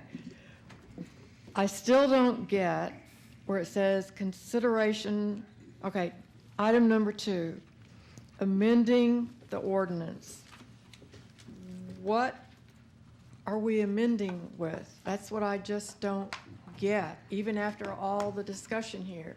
What is the change that we are recommending? Can somebody, please, before you vote on it, don't say we're voting on amending it. You're amending it to say what?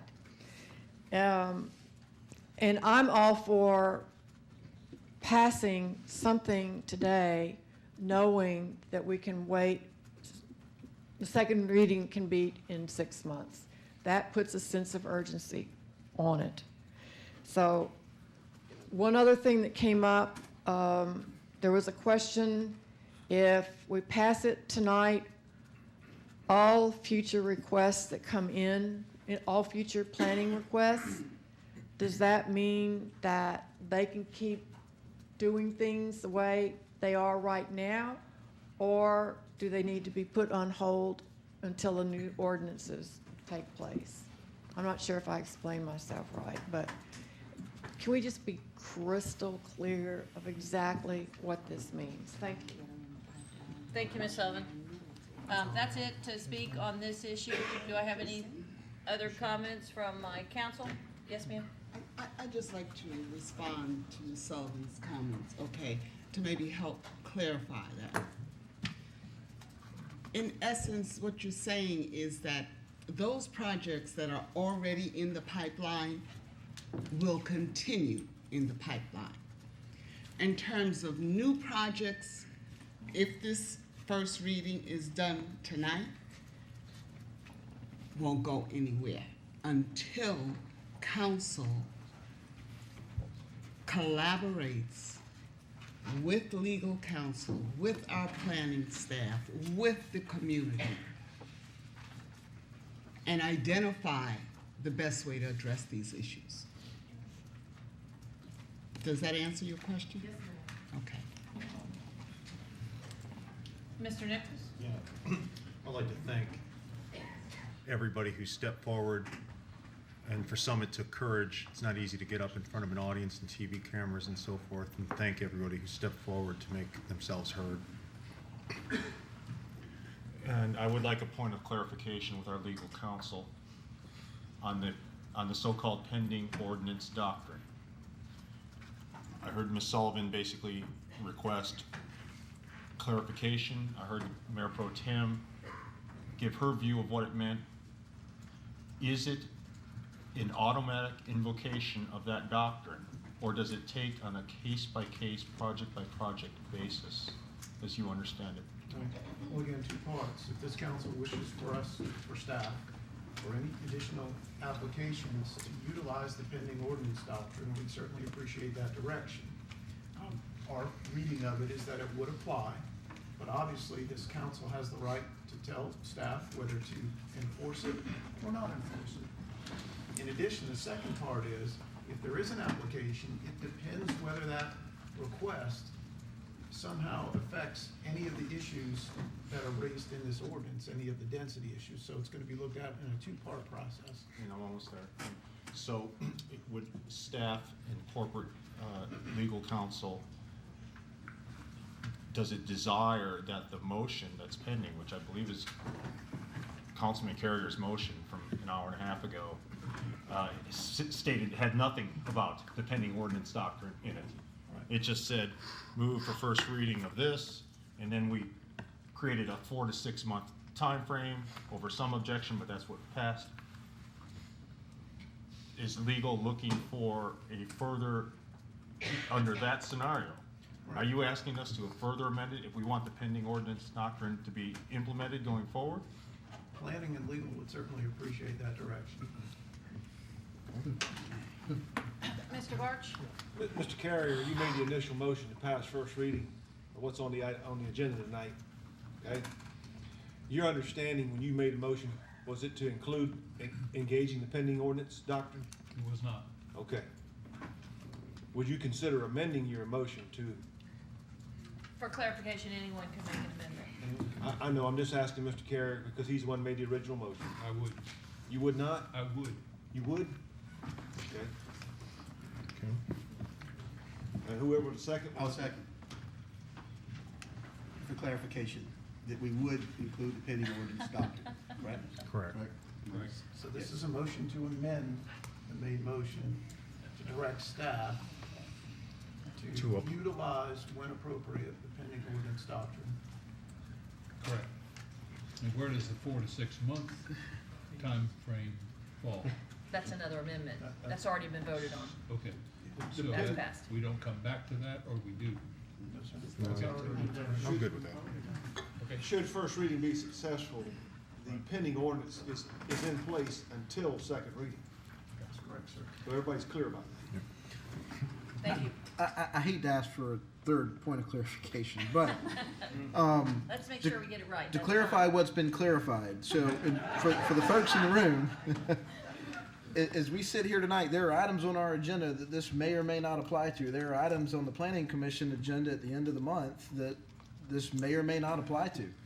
When we talk about a pending ordinance doctrine, those have already been submitted. They are in the process. Would this impact those developments?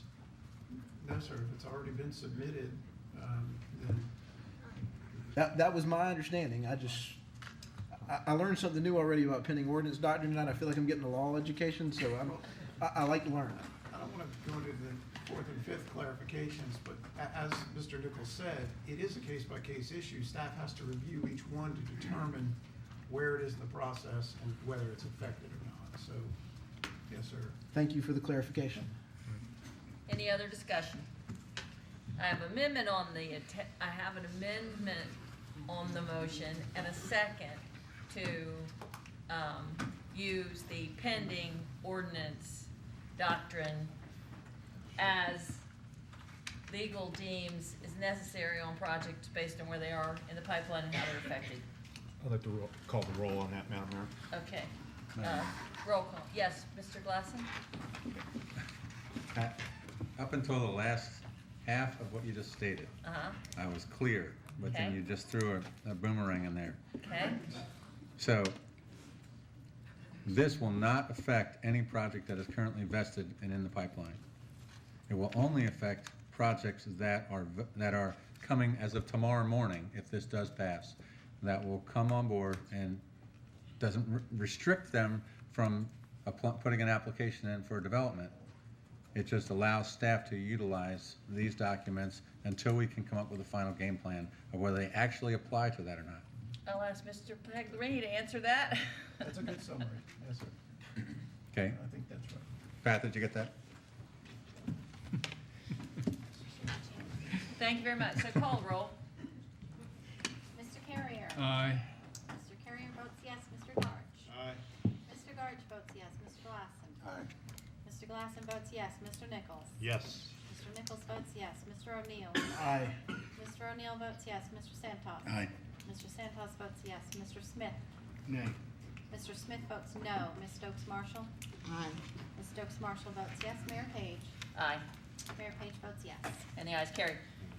Now we have a motion and a second of the original motion is now on the table. We do have a motion and a second to adopt first reading under Council New Business 2A and 2B, Subject to the, subject to the two amendments that have already been voted on. Yes, sir, Mr. Nichols? I'd like to call the question. Roll call. Is this just for 15037 or does it include 8 as well? it includes 2A and 2B, which is 37 and 38.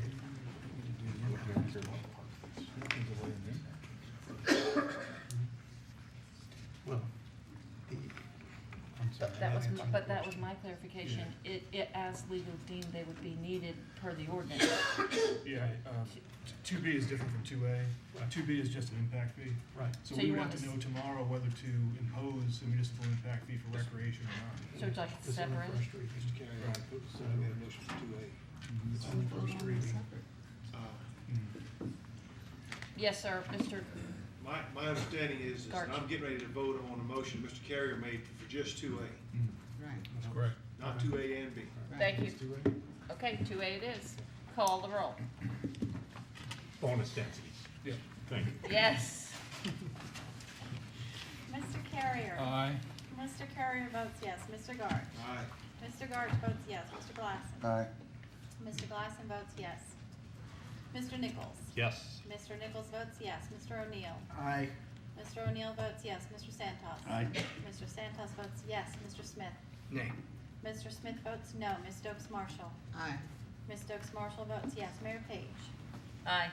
Mayor Page votes yes. And the ayes carry. First reading, ordinance number 15037, an ordinance to amend sections 156.305, 156.318, and 156.320, chapter 156 of the Town of Mount Pleasant Code of Ordinances.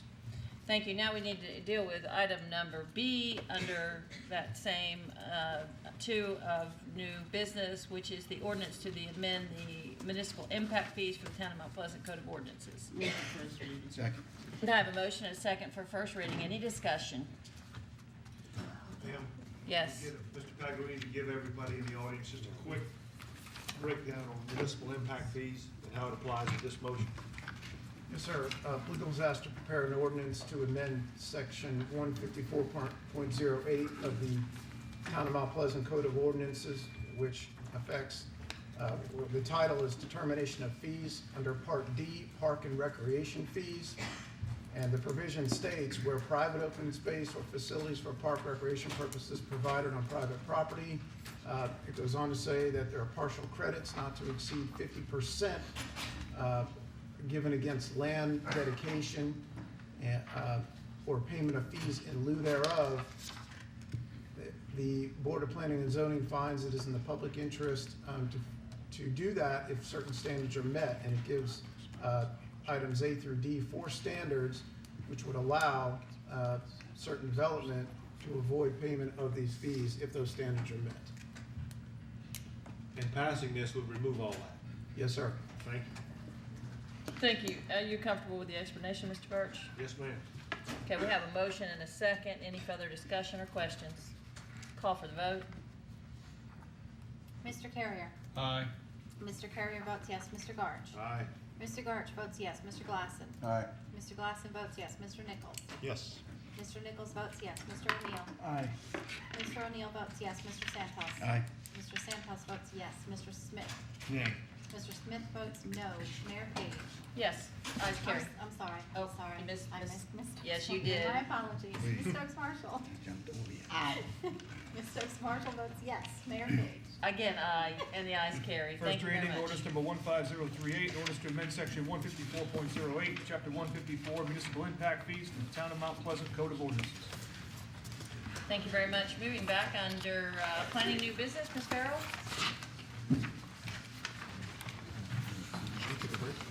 The second thing that's now on our agenda for new business is the impact assessment and conceptual plan for the Atlantic. And I will turn it over to our very competent planning director, Ms. Farrell.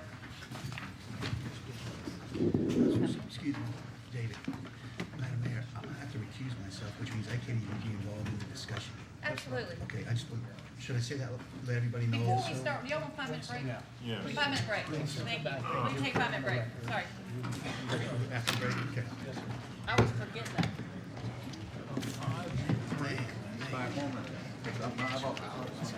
I'll ask. How many? Well, we got the 6 months out. Huh? No, it's okay. It's That's a okay. good thing. I was trying to wait to see how many citizens needed to get there. We weren't knee jerky.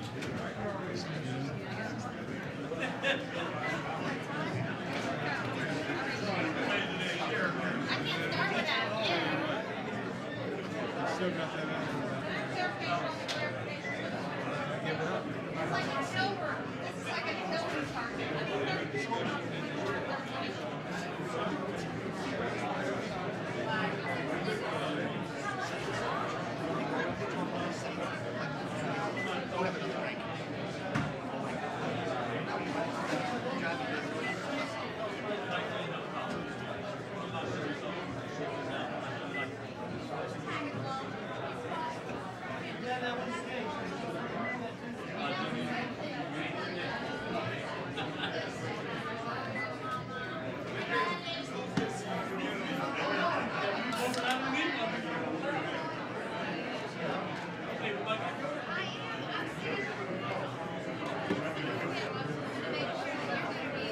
I have no idea what I'm missing in politics. You've come to these meetings. Well, can't imagine why that makes sense.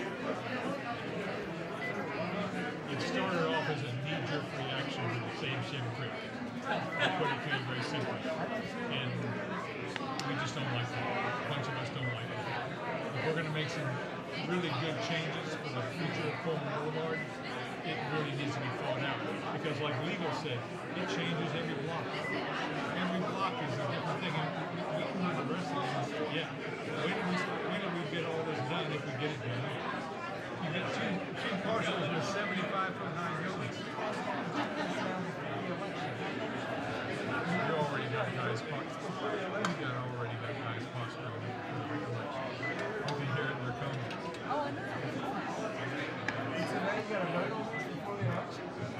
Hopefully it doesn't take 6 months. It will though, I think.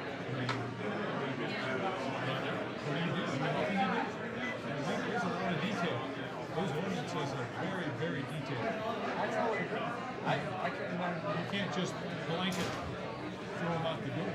I won't, because I was on the crowd. I'll never do that. I mean, we've worked hard to put those things in place. You know, I'm a lone guy who will serve 4 years in that here. But at the end of the day,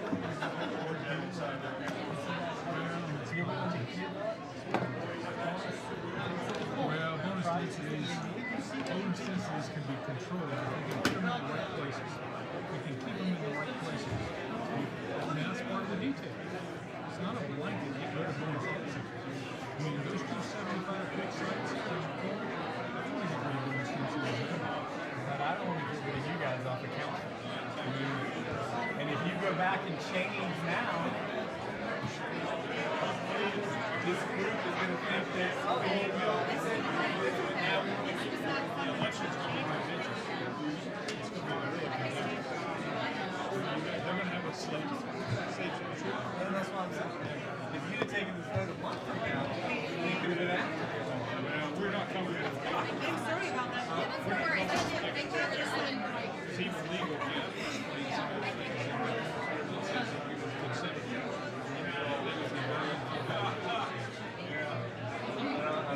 Well, you were saying that you had to vote within 6 months. What we do, that's 3 weeks before the election. what all the details are. 2 weeks ago.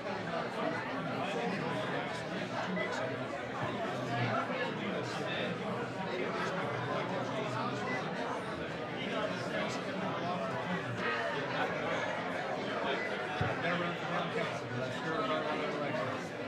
You just told us voters that you're going to change bonus density for them. And when you peel back that, then they're going to go, you didn't do what you said you were going to do. Now we're going to give you out all the first reading.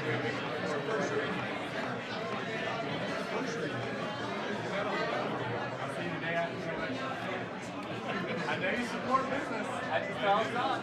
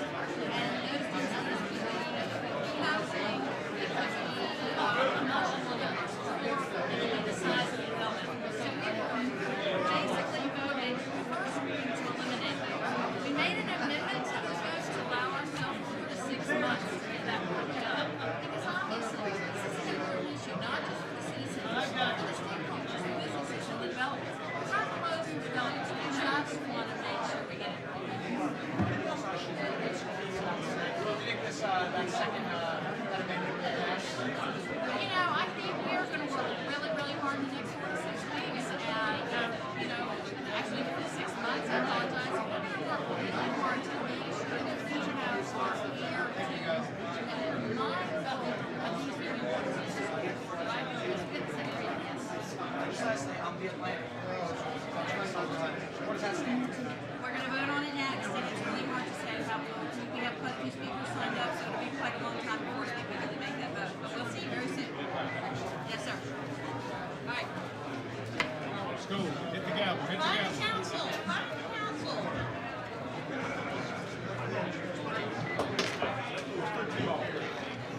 All right, come on, let's go. Yeah, I agree. I got 5 off. Yes. Starting under Bagwell. Yeah, wow. Those are the 5 together, so only one is going to speak out of the 5. Well, that's few. You know who they are? What'd you do, man? First person is under Bagwell. That's okay. That's okay. Right Yeah. So only one, this is, I have to get these an are all MR. Simmons Point people, only one of those is going to speak. So they said that, yeah. So he said definitely take his name. Yeah, yeah. And I don't know who's going to speak for them. So the funny Irish guy is John Collins. Okay. I understand you want to speak for He's Joe. Okay. All right, folks, lots of work still left to do.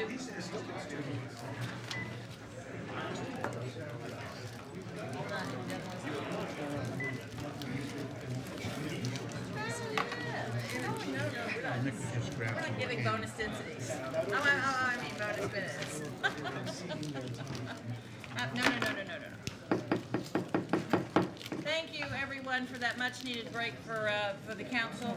And we'll move right along with the agenda. I have Ms. Farrell here under new business. This is the impact assessment and conceptual plan for the Atlantic. Yes, ma'am. This is a project that is located or proposed to be located on Ben Sawyer Boulevard. The request is for impact assessment and conceptual plan approval. To go give you a very brief history regarding this submittal process thus far.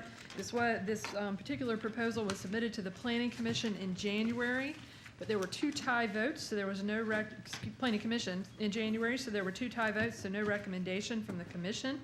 The Planning Committee sent this back to the Planning Commission for a recommendation. The applicant did update the submittal since the original January submittal, but the proposed uses are the the same, and the land plan is also generally the same. The motion that was made at that Planning Commission meeting was a motion to deny, which was failed. They had a tie vote, so it again came to the Planning Committee with no recommendation from the Planning Commission. This was reviewed by the Planning Committee earlier and was unanimously recommended for denial.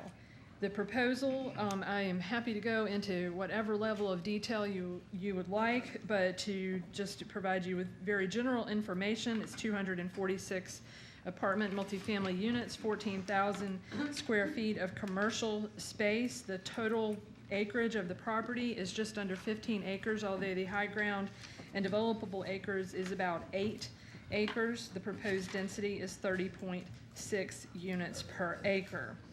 I'll be glad to go into any additional information that you need regarding the comprehensive plan, the master plan for Coleman, or other details regarding the impact assessment. And then Mr. Morrison can answer any questions that you might have on transportation if needed. But at this point, to again summarize, this is coming to you without a recommendation from your Planning Commission, but with a recommendation for denial from the Planning Committee. Thank you very much, Ms. Farrell. I'll open it up to council. Any questions? Yes, sir, Mr. Carrier. Christiane, just that there's been no change in the submittal.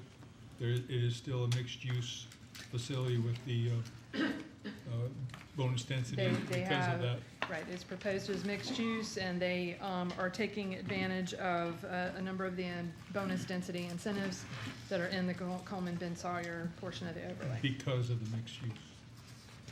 That is, as it's been presented, there were some comments within staff comments that did discuss the mixed use and for the consideration of planning commission, planning committee, and council as to whether or not this actually would qualify as mixed use. As we presented in our staff comments, there are many things to take into consideration when trying to determine whether something is mixed use or is not mixed use. They do have some vertical mixture in this portion of the development here, but that is this is the only place where the commercial is located. It is here. The rest of the site is multifamily, an amenity center for the multifamily right here. So that particular question was raised within staff comments for your consideration. If the project were not considered to be mixed use, it would mean a slight reduction in the number of units that could be developed on the property. So instead of the proposed 246 units, it would instead be 231 if it was considered to not be mixed use. Thank you. Thank you for that. Mr. Smith? Thank you, Madam Mayor. Suzanne, are there any rezoning or variances requested by this project? There's not a rezoning. Any variances are not known at this time. If they came up later in the development process, they would have to go to the Board of Zoning Appeals for that. But there's not a rezoning. This is an impact assessment and conceptual plan approval request.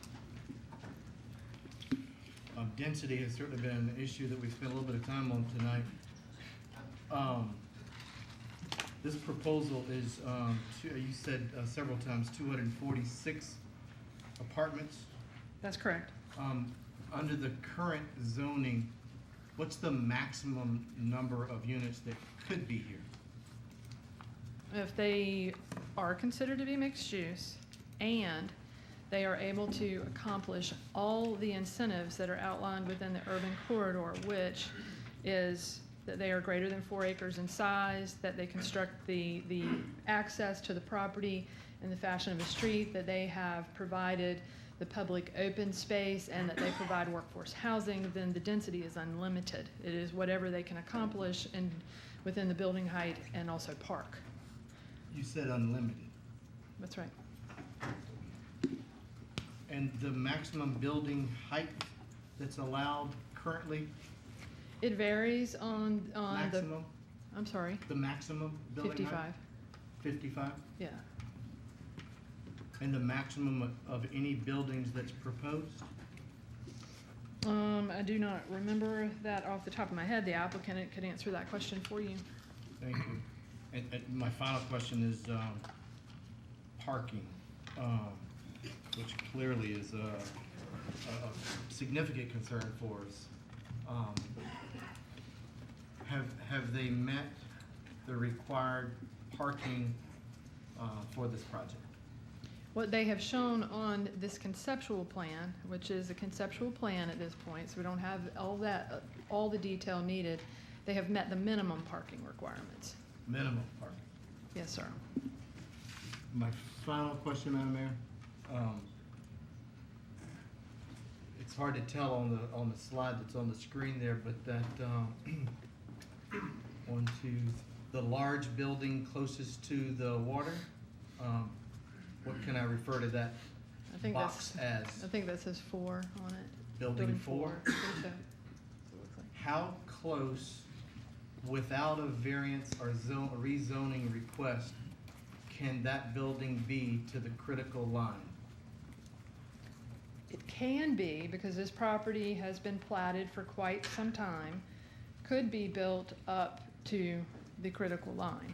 Up to the critical line? Up to the critical line. Our ordinances have a provision that anything that has been was platted prior to the adoption of our critical line buffer ordinance does not necessarily have to adhere to the critical line buffer ordinance. If anything that was platted after that date does have to comply, which would require, if it applied on this piece of property, would require a 35-foot buffer from the edge of the critical line to the building.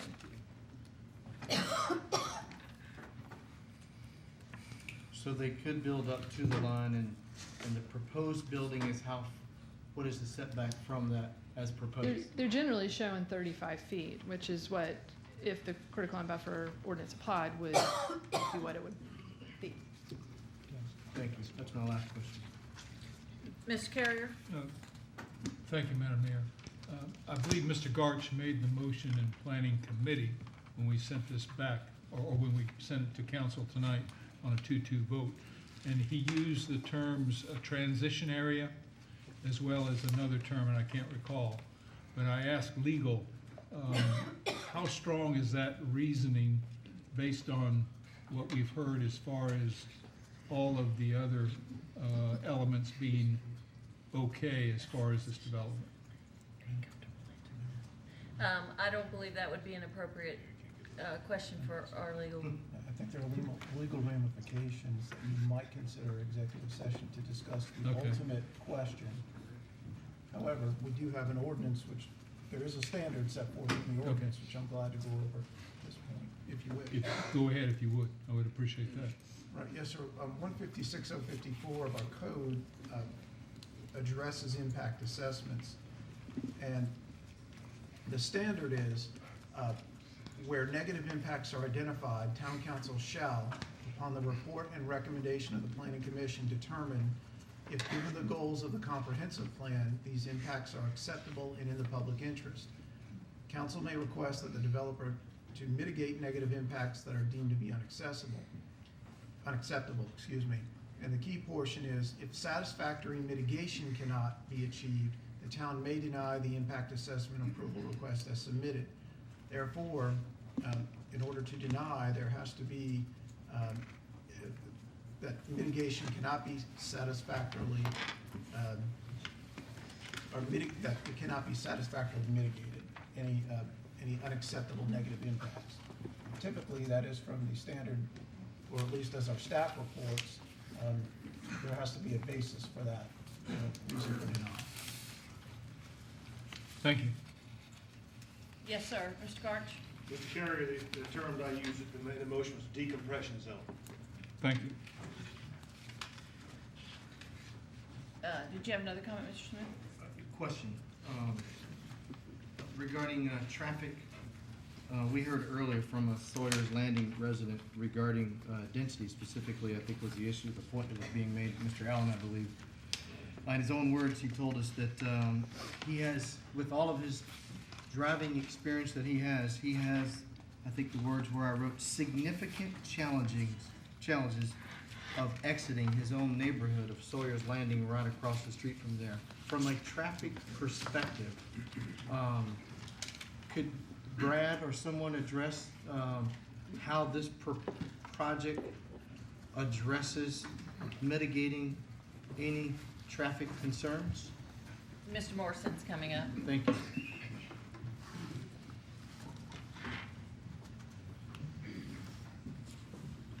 Mr. Smith, I won't get into all the previous discussion about the analysis. I'll try to answer the question directly. And as it currently stands, the applicant is proposing, and you can confirm this with them, to mitigate through one of two scenarios.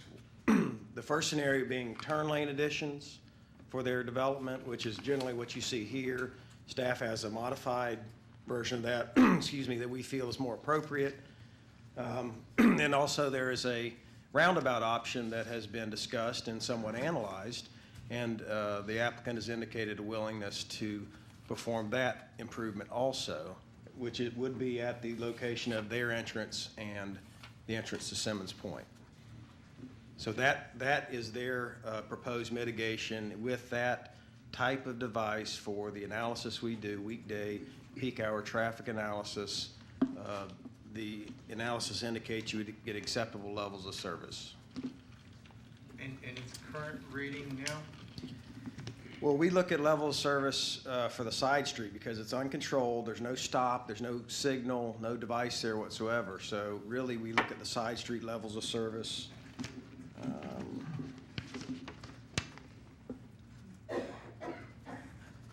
D and E are the side street levels of service for the AM and PM peaks. And with a roundabout, the roundabout scenario, I think you get the A or B with the level of service. Well, I'm not sure about the resident that spoke, and I'm certainly not a traffic engineer, but the traffic circle going from a D and an E to a B and a C, is that a good thing or a bad thing? That's getting less congestion as far as the level of service goes. And the resident who spoke from Sullivan's Island, which I have to concur with the sentiments that were stated that Mount Pleasant feels like her home. Her beach feels like my beach as well, so that's a road that I think all of us drive on significantly. So I would certainly like to see things go from a D and E to a B or a C, especially including the increased beach traffic that adds to our traffic congestion. And I do not believe, just to nip this in the bud to my comments, I do not believe seasonal traffic is included in that study. Is that correct, or am I mistaken? That is correct.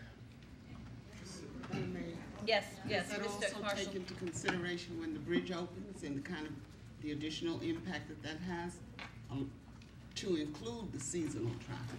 It does not include seasonal traffic. The standard that the town has for the level of service for impact assessments is PM peak hour. You can also look at the AM peak hour. That gives us our ordinances give us the ability to do that. It does not, it's for a weekday, standard weekday traffic. We always do our counts because the highest traffic is in the school season. We do not set standards based upon extremes of seasonal traffic, but we do consider the highest the highest peaks for the traffic season. For the school season. And with all due respect, Brad, I hear what you're saying in terms of what the standards are and the peak hours. So therefore, other times when it is the peak season, where the increase in the traffic is definitely going to be there, and when you add the opening of the bridge, that only adds to an existing problem. And like I said, with all due respect, I understand what the standard is and that you base your decision on that. But the standard does not take into consideration the kind of negative impact that will have on the community, on the people who live there. And I'm not even talking about those people who are driving to the beach, coming from elsewhere, and are subjected to waiting when the bridge opens. I'm talking about plain, ordinary people that live there and are being impacted. It just doesn't, the rationale for that decision just is not making sense, not to take those things into consideration. I know it's not your fault. I'd like to add a little comment, and that she brings up an interesting point I don't know that we've talked about before. What do beach communities do to consider seasonal traffic? Do you have, Well, I think every community could have their own standard. If a community was a beach community and they said our standard for level of service is going to consider May and June and or a peak other peak hour as opposed to a weekday peak that we look at, then that's certainly what they do. I can't really answer that. I've never discussed what the standard is for communities. You know, I don't know that the Sullivan's Island has or IOP has any standards for. I don't even think they require traffic analysis. So I couldn't go to them and ask that question. I'm not sure. Ms. Stokes Marshall? Okay. With these standards, wouldn't it make sense to take into consideration in the decision-making process the changing demographics of the surrounding communities that is going to be impacted by this, to maybe adjust those standards? Because right now, you know, it doesn't mitigate the impact in any kind of way. It seems like it's only gonna exacerbate it that much more. And I understand that, the It's, standards. the standards set by this body. I mean, that's the bottom line. Our ordinances have been, that ordinance has been around since early 2000, something like that. Yeah, So, but it worked then. Okay, again, I think the demographics, the change in our demographics has caused those standards that we may have put in place in 2000 to now be revisited.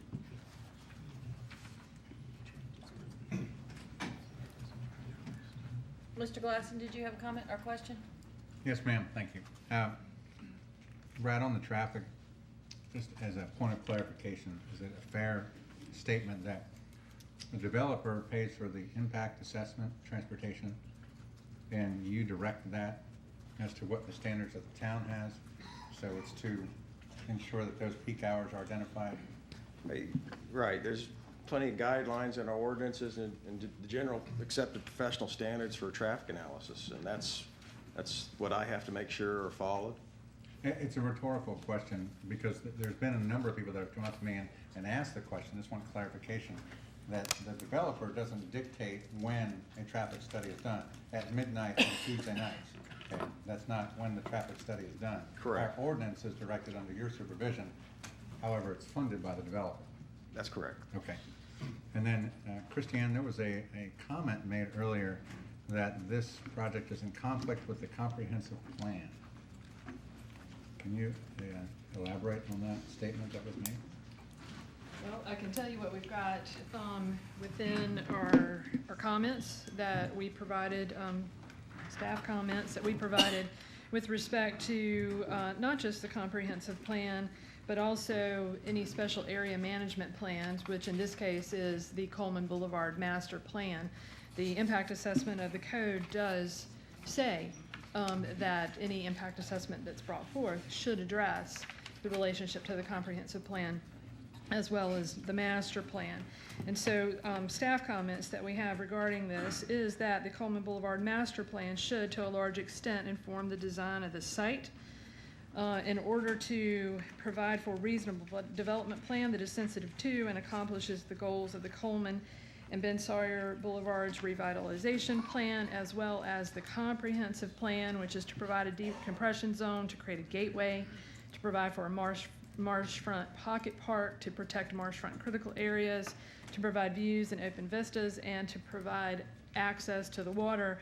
We have made some specific recommendations that were part of our staff comment, and I can go in those if we need to, but I think that, I think what I've just read to you from staff comments kind of answers your question, that those were our particular goals that are outlined either in our comprehensive plan or within the Coleman Master Plan that should be addressed through the impact assessment as well as the conceptual plan, and that would be the actual layout of the property.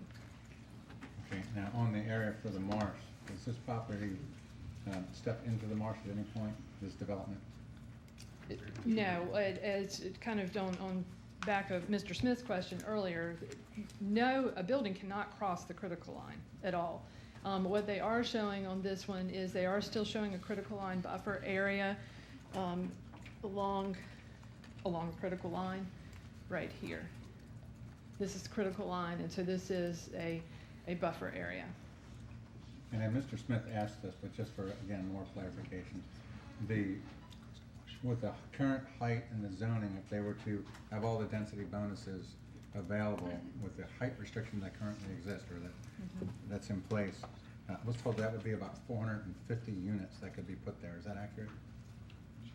Potentially, I haven't done the math on it. It depends on whether they saved those trees that are being saved or they built all the way up to the critical line. There's a lot of different scenarios that would have to be taken in consideration, and then of course ultimately what they could in turn park has a lot to do with what can be accomplished on the property as well. Okay. Thank you, Mayor.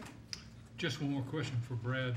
I mean, we probably know that this property is going to be developed at some point in time. It's just inevitable. the mixed-use part of it, the retail part of it, have you calculated the difference in traffic counts coming in and out of that area with and without the commercial? No, sir, I have only confirmed what they've submitted, which is the apartment use as well as the 14,000 square feet of retail. So, I mean, there's obviously other scenarios that could be analyzed, but that's the one they've submitted. I haven't looked at any others. Okay, thank you.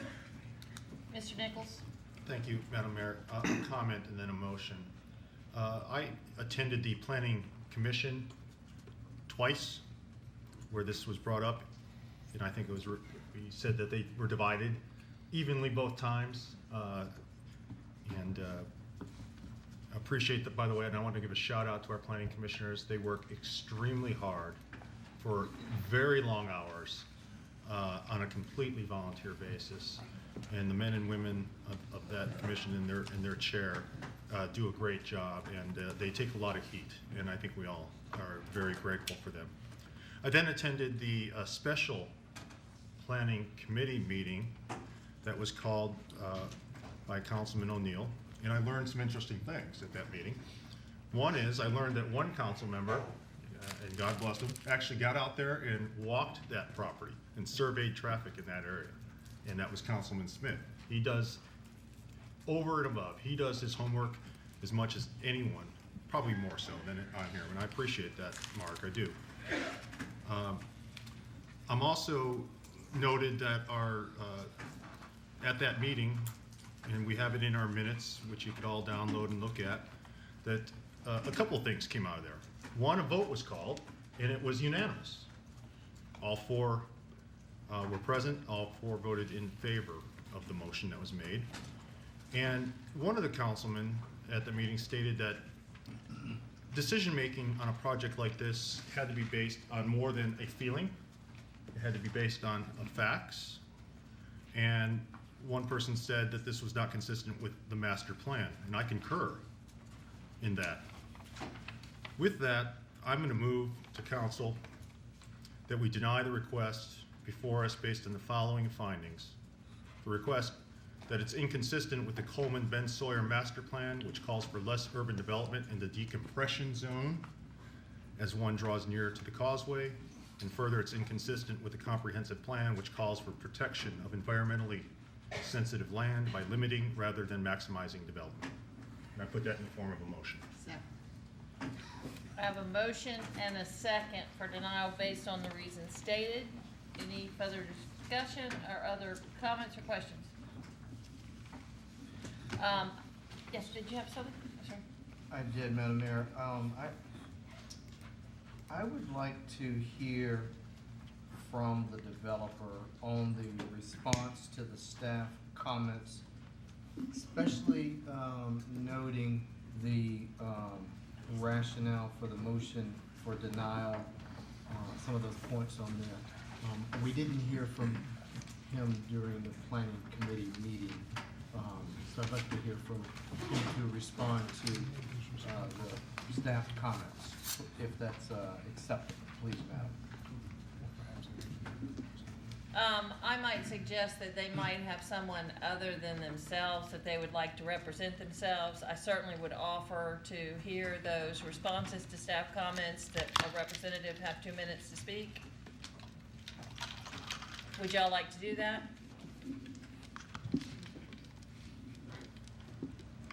Please state your name and address for the record. You will have 2 minutes, and I have several speakers signed up.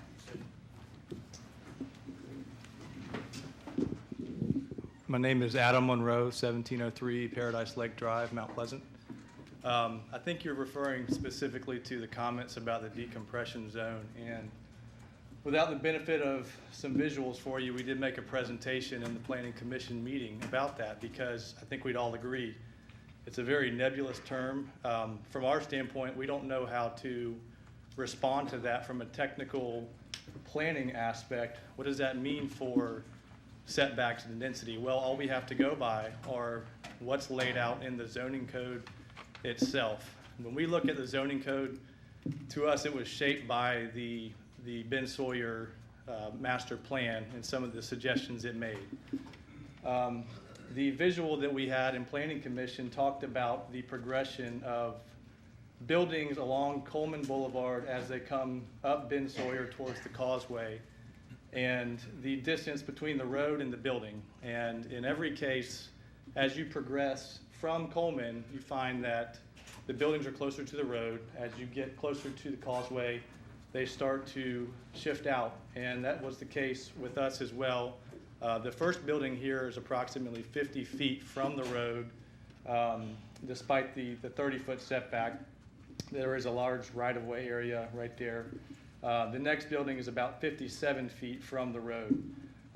So that is, those are two things that we thought were important to progress away from the road is one way to decompress. The other thing is building 2 that you see in the corner here, we chose to limit the height of that to 35 feet, whereas the other buildings are approximately 45 feet. So again, coming from the causeway towards Coleman Boulevard, you're stepping up building height. We've got 35 feet and then 45 feet in the next building. Some other things that we did that we thought were appropriate to address Thank you, that's your 2 minutes, I apologize. Okay. We have several speakers signed up, and I would ask for the sake of time that if someone has already made your comment, that if you would, we're not going to cede any time, you still only have 2 minutes, but if someone's already made your point, please know that we hear you. So we're going to call it again in threes if you'll line up and be ready to go. Yes, ma'am. Chris Donato, Catherine Doe, Pam Tucker.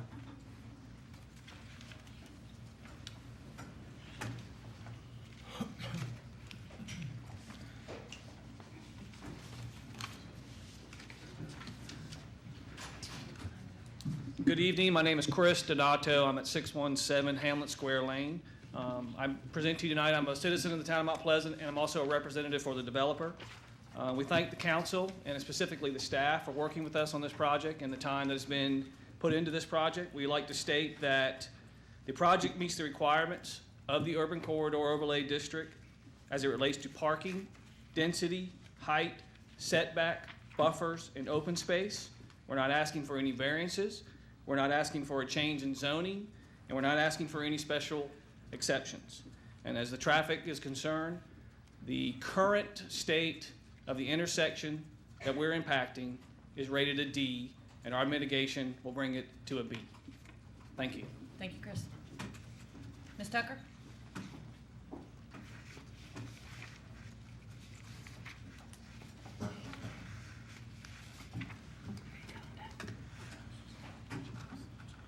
Very briefly, I just would like that the council would go along with the motion that Ms. Darch made at the planning committee meeting and respect that very special area coming off the causeway, the very special area on the marsh, and the decompression. I don't feel that a 45-foot tall building is decompression coming straight off the marsh. That starts to look like Miami Beach. Thank you. Julia Sachs, Jimmy Bagwell, John Collins.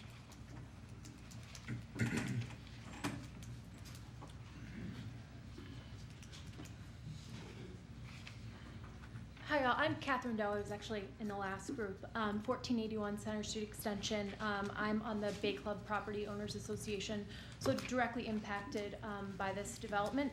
I actually had something totally different I was going to bring up today, and that was relating to all of the zoning and plan information that we've already talked about ad nauseum.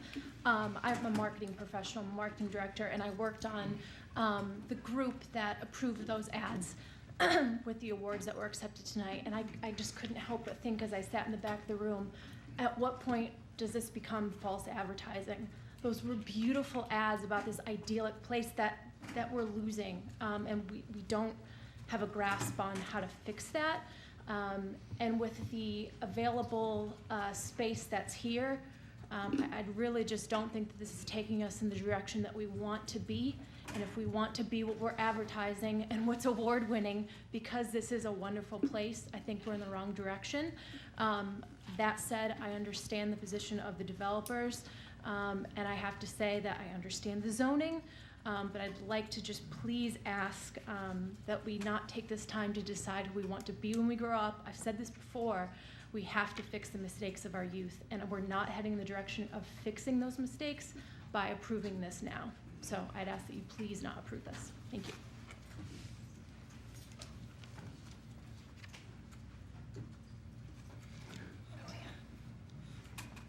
Hi, my name's Julia Sachs. I live at 1448 Indian Street. If I'm a little shaky, I'm very hungry. I just have 3 quick points. I know I only have 2 minutes. First, I'd like to say that I do not approve of sprawl in general principle, and that I think that density and infill does work well in certain areas, especially in urban settings where you have bus, subway, metro, that kind of alternative traffic control available for folks, and that people can actually live and work in the same general area, perhaps even walk or bike there. This does not occur at the edge of the marsh on Ben Sawyer Boulevard. 2, the infrastructure I don't believe is available to support this kind of development and this level of traffic impact, primarily because there are only 2 main routes through Mount Pleasant, either Coleman Boulevard or Highway 17. There is no real secondary route that can be used for the diversion of traffic if traffic is impacted in any way, negative way. As we all know, if anything happens on the bridge on Mark Clark, you can't get across the bridge at Ravenel, on Ravenel. It just all backs up together. And third, and this idea I think is disingenuous to say that a weekday traffic flow is representative of what the people who live there are going to have to endure. And number 3, the marsh, the marsh, the marsh. That's all I have.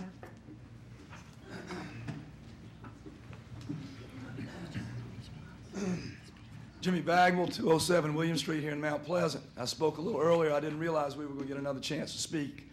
I represent the Board of Directors of the Safe Shem Creek Corporation, and as I mentioned before, we have unanimously voted to oppose this development. We're not against the development of this property, as we are not against the development of any property.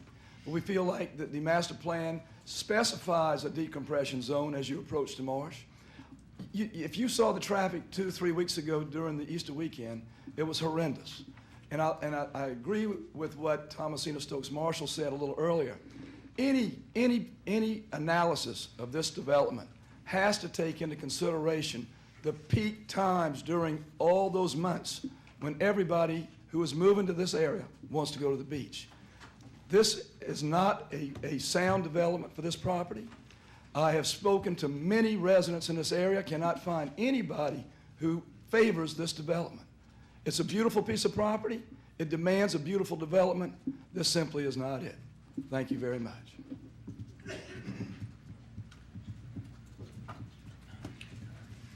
Now, John, we were told that you were going to represent all of Simmons Point, or that some of those guys didn't want to speak. Well, I'm the president of the board. Yeah. All right. I don't know who else is planning on speaking in this, but I'll be very quick. The Planning Commission, in their infinite wisdom, said, 4 of them anyway, said they're going to deny this project based on it can't be mitigated. And the Planning Committee, furthermore, in their infinite wisdom, agreed it can't be mitigated. The developers seem to think that a roundabout is going to mitigate this traffic. That's not going to happen. First of all, I've polled the Simmons Point Board of Directors and most of the people living in Simmons Point. If you put in a roundabout, it's going to take a great deal of our front land and a $70,000 gate system that we just put in. We're not going to give up 1 inch of that front land. So I don't know how they're going to do it. The town can't take it because it's a private property. It can't be mitigated. Please deny the project. Thank you. Cynthia Ewing, Donald Pix, Sid Boone.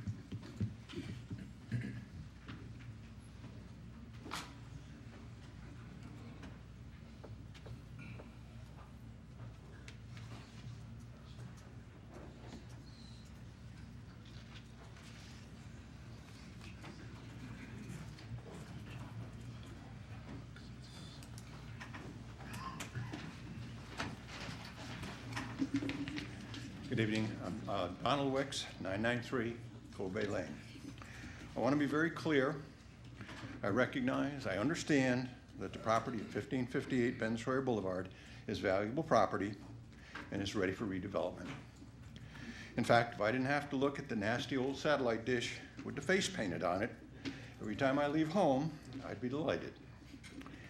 However, I feel the Atlantic is not the right way to utilize this valuable property. The Atlantic is a perfect example of urban corridor overlay district bonus density zoning being exploited.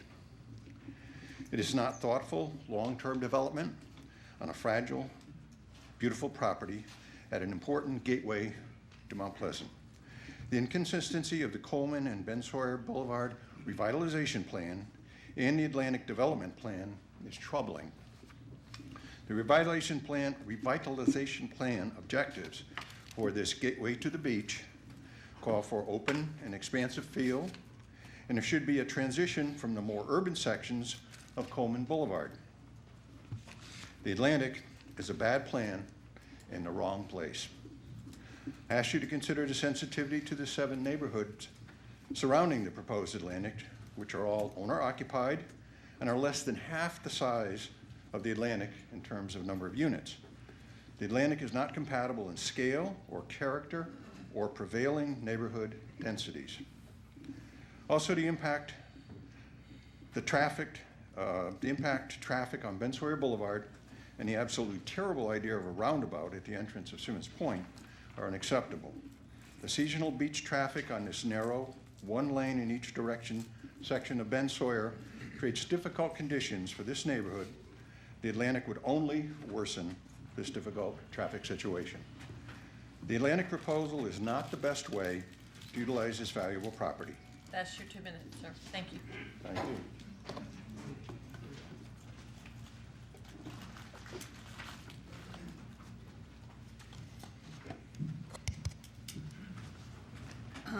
you. Cynthia Ewing. I live on Sullivan's Island, 2514 Ion. And I just have a few thoughts. I'm in complete agreement as a person who would drive past the Atlantic development multiple times daily. Complete agreement with all the traffic issues, and I really feel that we need to we can't make a decision until we have a valid traffic study, because what we're doing is we're not looking at the real facts. We don't have the whole picture here. And you know what? I think there's more than one ways to solve this. Perhaps there can be a driveway through on a side road. I don't know. Maybe that can be worked out. But I would like to just ask ask town council to consider something. And the word density gets thrown around a lot, and I'm kind of a planner, architect, nerd wannabe. And if you look at Andreas Duaney, he's available to watch on YouTube, and he talks about density, and we are led to believe that density is the answer, but it's not. Duaney says himself that there are many applications of density where 1 house to an acre really solves the problem, and that high density is not a solution for every problem. So I would just ask that the town council considers this, and thank you very much for listening to all of us.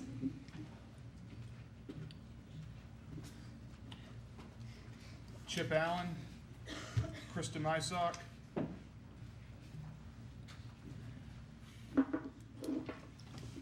I'm Sid Boone, 1223 Long Point Road. I represent the owners of this property. I sent you a letter earlier today, and I would like to make sure it's part of the minutes of the record. Says it's not in this project is not in keeping with the comprehensive plan. The purpose of the Urban Corridor Overlay District specifically says the purpose of this district is to implement the recommendations of the Town Comprehensive Plan 2009 to 2019. The ordinance also says the town council finds the development of the urban corridor is compatible with the goals and objectives of the comprehensive plan. That's the ordinance. That's what you're asked to apply and uphold the ordinance of the town of Mount Pleasant. And the impact assessment is not feelings. It's does it comply with the plan, and did we mitigate traffic, transportation, and drainage and service, particularly transportation, drainage, and service. And it can be conditioned upon approval of the roundabout, or that we meet what we say we do, but we meet the impact assessment test. I think the comprehensive plan does not control, it's an idea, the specific zoning ordinance controls, and I would ask that you face these people and tell them, we're in compliance, we meet the impact assessment, we're entitled to have this plan approved. Thank you. Martine Arcure, Hala Imad, and Barry Wolf.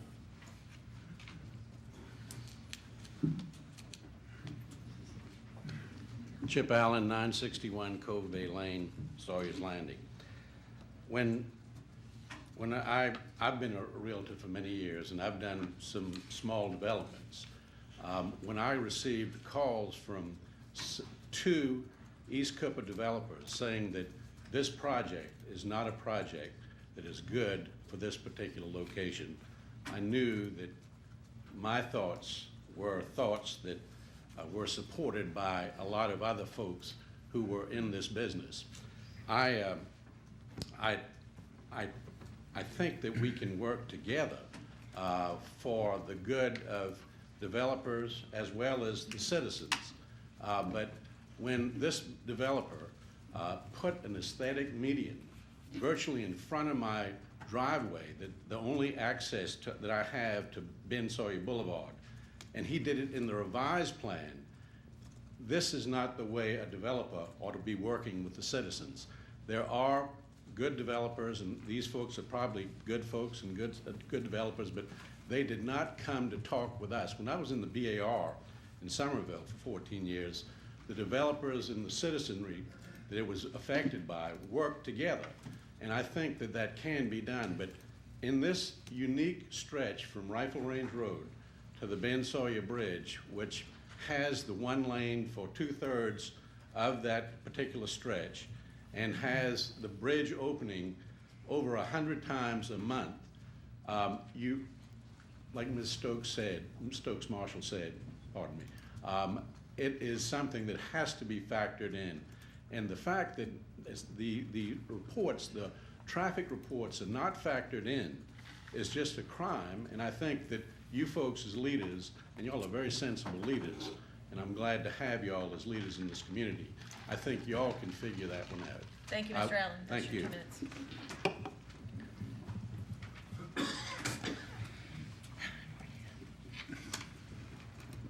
Krista Mysock, 1526 Village Square. Thank you for your time. I'm not going to hopefully take all of my 2 minutes. We want to applaud and thank the staff, the Planning Commission, and the Planning and Development Committee for your careful review and examination of this project. You guys have spent numerous hours and time and so much on this, working with the community and just trying to make sure that we get this one right. My family, we've actually also been out there, walked the property. My 2 little boys, they actually wanted to come with me tonight because they wanted to ask you not to let them do this. They can't understand why anyone would want to build big buildings on this piece of land.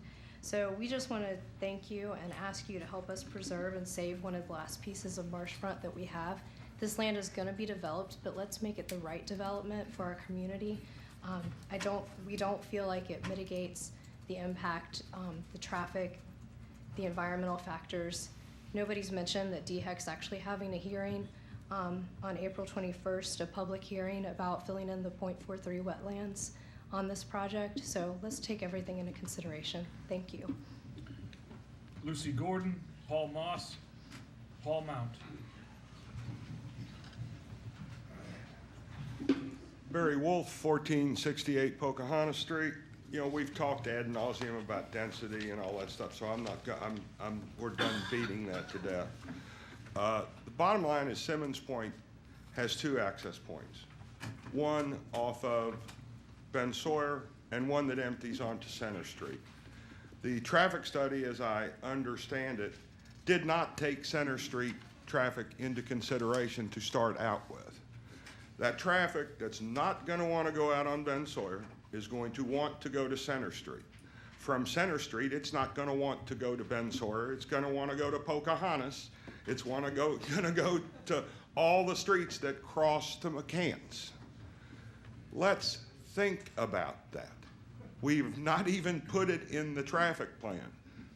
This thing's just going to shove a bunch of traffic my way, and I'm not happy about it. Thank you.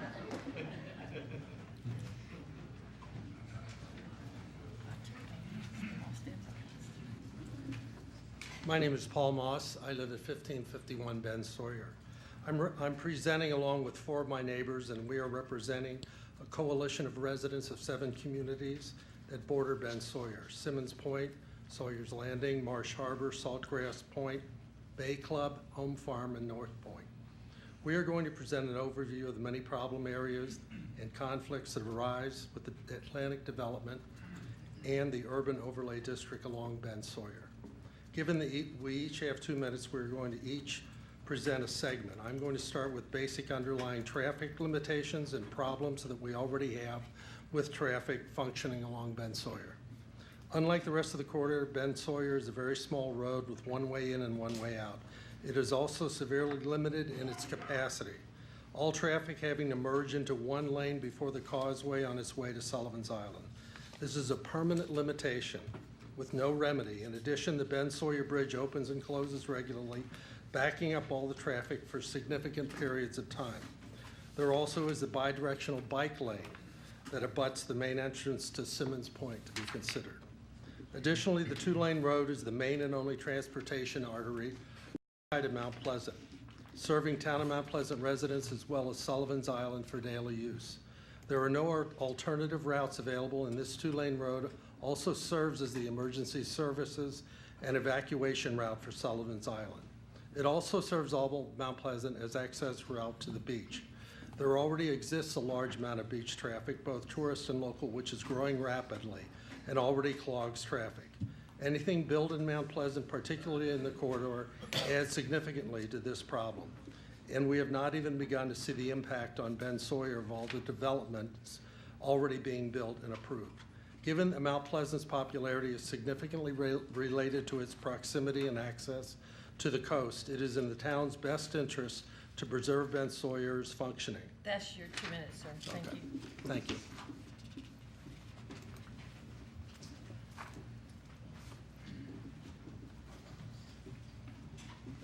I'm Lucy Gordon, 1551 Ben Sawyer Boulevard.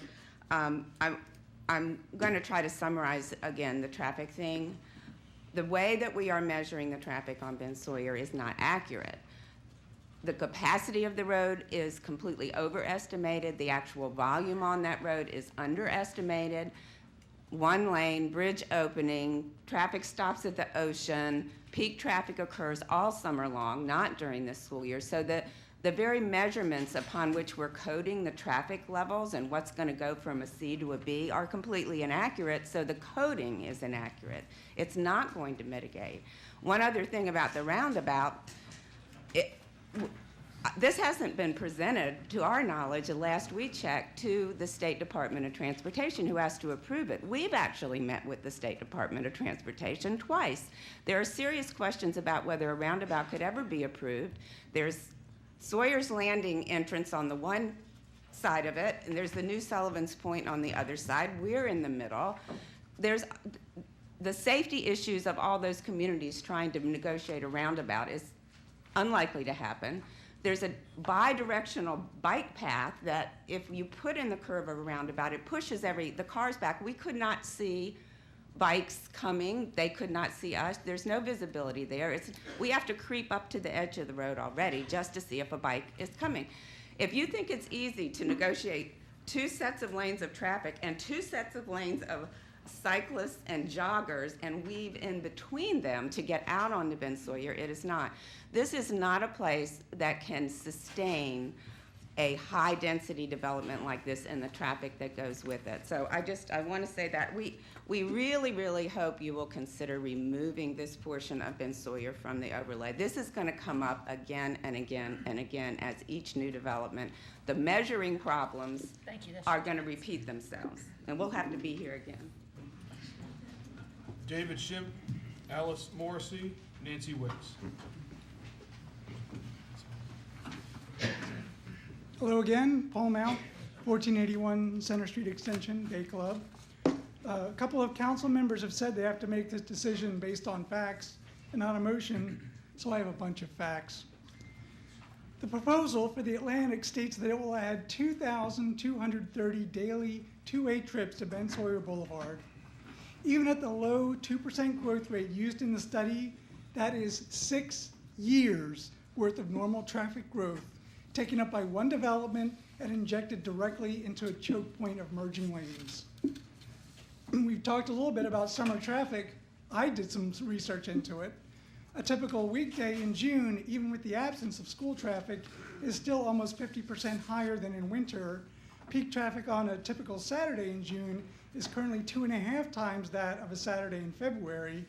In fact, the average of all Mondays in June, July, and August is consistently higher at virtually any hour than any of the dates used in the study.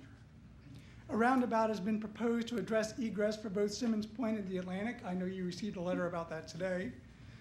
However, roundabouts only work if there are breaks in the flow of traffic, as well as no backups from bridge openings, merging lanes, or cyclists and pedestrians. The Federal Highway Administration notes that the effectiveness of roundabouts drops off greatly if the exit flow exceeds 1,200 vehicles per hour. On a typical Saturday last summer, the peak rate beachbound was already over 1,100 vehicles per hour. Earlier this month, Friday afternoon traffic approached or exceeded 1,300 vehicles per hour one way for 6 consecutive hours. The road was completely incapacitated, backed up beyond even the Center Street intersection. In conclusion, there are significant impacts on traffic along an already stressed roadway. Denying the application on the basis of an adverse impact on traffic is well within your purview, and I urge you to do so.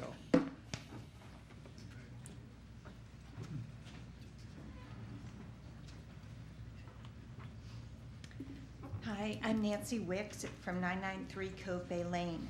Let me start by saying that my neighbors and I are not opposed to development of this property. There are many options for thoughtful, lasting development on this beautiful but fragile property, but the Atlantic proposal is not it. First, it's not appropriate to place a large development of small rental units targeting young singles among long-term established neighborhoods with very different characteristics and need.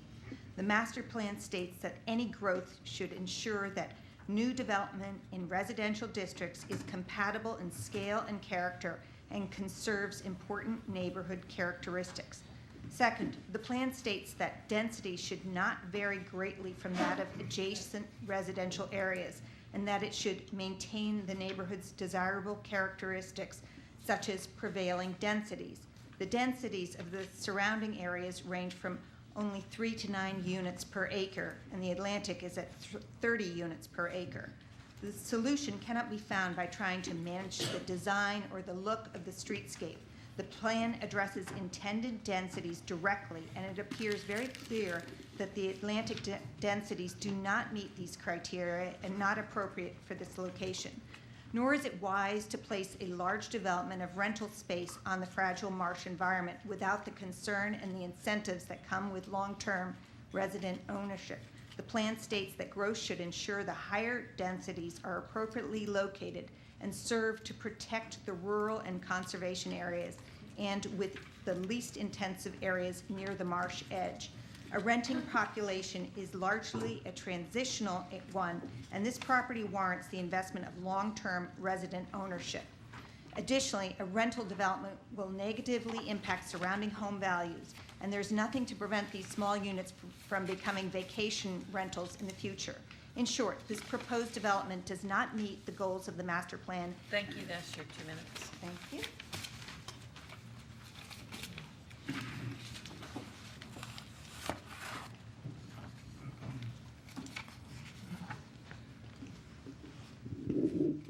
Good evening, Madam Mayor and members of the council. My name is Dave Schemp. I live at 1551 Ben Sawyer Boulevard, Simmons Point. I'm a member of the board of Simmons Point, a member of the board of the Save Shim Creek Corporation, neither of which is a small vocal group. Vocal, yes. Small, no. And for the record, none of us wear tinfoil hats either. But I'm not speaking as someone who just doesn't like the Atlantic, and I have no issue with the developers. In fact, they're pretty nice guys. The Atlantic is just the wrong project at the wrong location. The problem is that the current UC zoning ordinances are the same here as for the most urbanized parts of the town. Current zoning does not facilitate this required transition, but prevents it by the wide options given and the incentives for higher densities. It's the obligation of the town's actual zoning, not developers, to direct and shape what becomes reality in our town. This cannot be done with a one-size-fits-all zoning code, so it's the zoning that needs to change to align with the comprehensive plan. It's not at all clear why Ben Sawyer was even added to the corridor in the first place, because it's not a workable fit. Secondly, the live-work concept is central to the comprehensive plan with the intent to focus future growth in the town of Mount Pleasant in areas that have sufficient transportation infrastructure and are located near existing centers of employment. Where, pray tell, would several hundred people be walking to work? This defeats yet another major tenet of the comprehensive plan. No high-density developments should be approved for Ben Sawyer until these real and valid discrepancies can be corrected. Lastly, I just ask, as you consider the impact assessment that is abundantly insufficient, especially regarding traffic, please take the side of our citizens and quality of life in our community and disapprove. Thank you. That's Thank you your very 2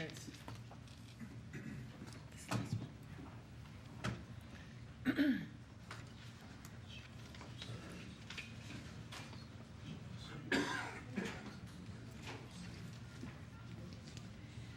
I'm Alice Morrissey, 1652 Thompson Avenue, Sullivan's Island. And now for a little musical interlude. Let's save paradise, keep it a grassy park, with egrets and otters and fiddlers that play in the marsh. Don't it always seem to go that you don't know what you've got till it's gone? Let's save paradise, keep it a grassy park. Thank you. We all agree that it was a lovely song, but we do need to move on to business. There you go. Absolutely. I believe that's the last person we had signed to speak on this issue. I'll turn it back over to council. Are there any other comments? We do have a motion and a second on the floor for denial, if I am correct. If you will clarify your motion, it was. Well, it was a motion to deny, and I did cite and utilize the specific reasoning set forth by our unanimous planning committee. And, you know, a couple other thoughts, Madam Mayor, as I listened is, you know, there's a lot of responsibility up at this table. And we've heard a lot about listening to our citizens tonight, and this is one of those issues where we have heard from our citizens, at least I have, I know we all have, and nobody has basically come forward and said this is what's appropriate for this spot. But importantly as well is we've actually heard from a neighbor for the first time, and it dawns on us that the decision making not only for this property for the town of Mount Pleasant does impact Sullivan's Island, and it makes it that is important to consider going forward. I think it was Councilman Smith earlier talked about the beaches and our access to them over there and so forth, and I'm mindful that a couple of the speakers who came up tonight were from Sullivan's Island, and I appreciate that they came over. I hope that we could send a sound message that we take the impact assessment and the language therein very seriously. It opens up with the very first thing, says purpose and intent. This was pointed out to me earlier. The purpose of an impact assessment shall be to provide a basis for assessing a proposed major development project's favorable or unfavorable impact on the town's overall environment and infrastructure. And it goes on to stay with emphasis on transportation, drainage, and service provision. Doesn't limit it to those things, but it says overall unfavorable impact, the unfavorable impact on the town's overall environment and infrastructure. I think that's been set out very straightforward, with facts, without emotion. And unless somebody else has something to say, I'm ready to call the question. Call for the vote. Mr. Carrier? Aye. Mr. Carrier votes yes. Mr. Garch? Aye. Mr. Garch votes yes. Mr. Glassen? No. Mr. Glassen votes no. Mr. Nichols? Yes. Mr. Nichols votes yes. Mr. O'Neill? Aye. Mr. O'Neill votes yes. Mr. Santos? Madam Mayor and Council, I have to recuse myself because of conflict of interest with an immediate member of my family. Mr. Smith? Nay. Mr. Smith votes no. Ms. Stokes Marshall? Yes. Ms. Stokes Marshall votes yes. Mayor Page? Yes. Mayor Page votes yes. The motion is denied. The request is denied. Request is denied. Motion passes. Motion passes, yes, thank you. It's 9 o'clock, I'm a little shaky from hunger myself. Moving on to, planning new, let me see where I am, gotta get my place. First reading of an ordinance providing for the I'll give everybody a minute to get out of the room, so we don't have to compete with the noise. Sugar high for candy and dry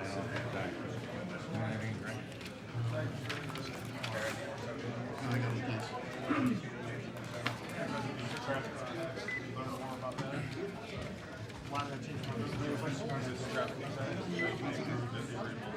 That's why I had to read my motion on the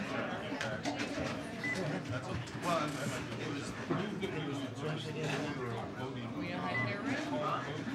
We didn't get a presentation too. It's like, I didn't know the building. Yeah. I'll make sure that somebody's quite. Uh-oh. That's not good. It's all good. Hey.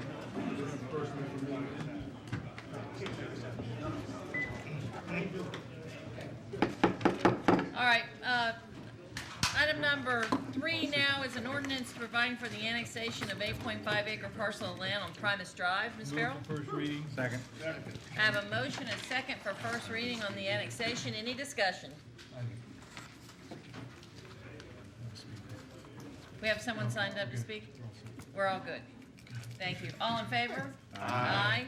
And the ayes have it. First reading ordinance number 15029, ordinance providing for the annexation of approximately 8.5 acre parcel of land located near the terminus of Primus Drive, identified by TMS number 57800000004, and known as Track 14, is depicted on an 1873 plat recorded by the Charleston County RMC office in Book B, page 046. Item number 3 and 4 are the rezoning and impact assessment of the conceptual plan. We want to take these separate. What's the favor of the council?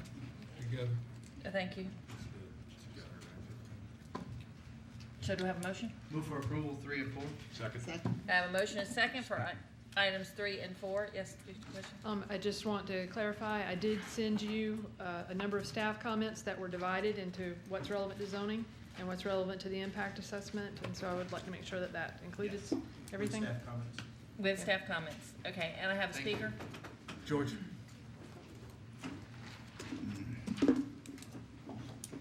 Betsy, quick. Betsy. George, we're in it now. It's okay.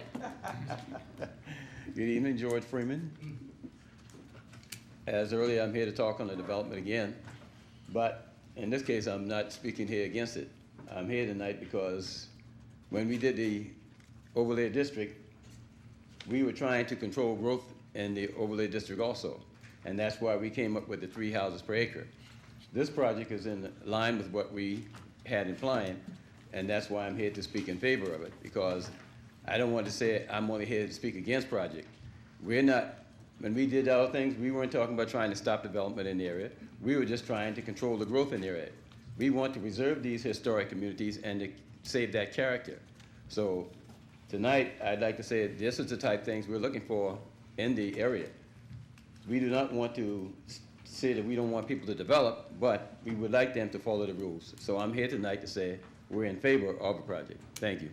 Thank you very much. I have a motion and a second for both items. Any other discussion? Other speakers? All in favor? Aye. Opposed? And the ayes have it. First reading, ordinance number 15030, an ordinance to rezone a private right-of-way known as Primus Drive and 9 tracts of land located adjacent thereto from CC, Community Conservation District, to PDCD, Plan Development Conservation District, Conservation Design District, and zone an additional abutting parcel to PDCD, Plan Development Conservation Design District, all collectively known as the Primus Tract. Thank you. Item number 5 is first reading of an ordinance to amend the ordinance pertaining to the Long Point Commerce Center for a school. Ms. Farrell? Yes, this is actually the Bell Hall Plan Development Ordinance, and this is to allow a K through 12 school as an additional permitted use at the Long Point Commerce Center. This property was previously rezoned from light industrial to the Bell Hall PD. It allows for light industrial uses as well as recreation and event facilities. For reference, the comprehensive plan land use recommendation for this property is business, light industrial, economic development. So to that end, the proposed use is not compatible with the comprehensive plan. We did recognize within our staff comments, though, that there has been a high demand in this general area for warehouse-type structures for uses that are not necessarily light industrial types of uses. The Planning Commission reviewed this at their last meeting. They recommended denial by a vote of 5-3 after voicing concerns regarding parking, access to the property, and truck traffic from the port. There was additional information that was actually provided at the Planning Committee meeting, mostly addressing access, and that there isn't an easement that would allow for access to Wando Park Boulevard, so somewhere in that general vicinity there. The Planning Committee considered that as well as the Planning Commission's recommendation and ultimately had a tie vote. So this is coming to you with no recommendation from the Planning Committee. Move for denial. Second. I have a motion and a second for denial. Any further discussion? I have a speaker. Daniel Forsberg.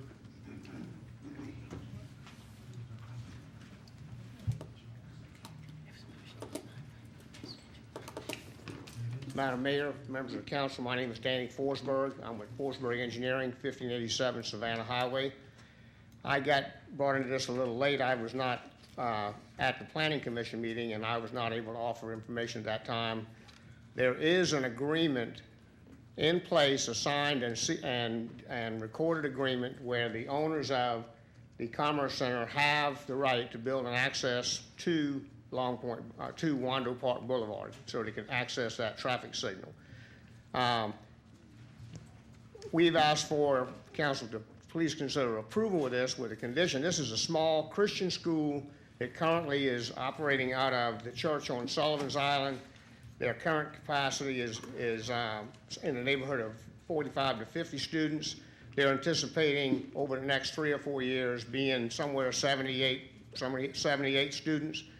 Where I asked at the Planning Commission Council Committee meeting that y'all consider going to capping that at 100 students with a stipulation that the access be built between this property and Wando Park Boulevard, and let the town staff decide whether or not we have adequate parking.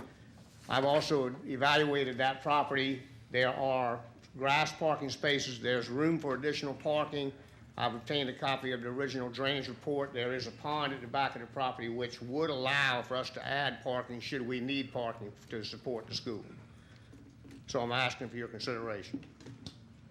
All right, I have a motion. Do you have a question?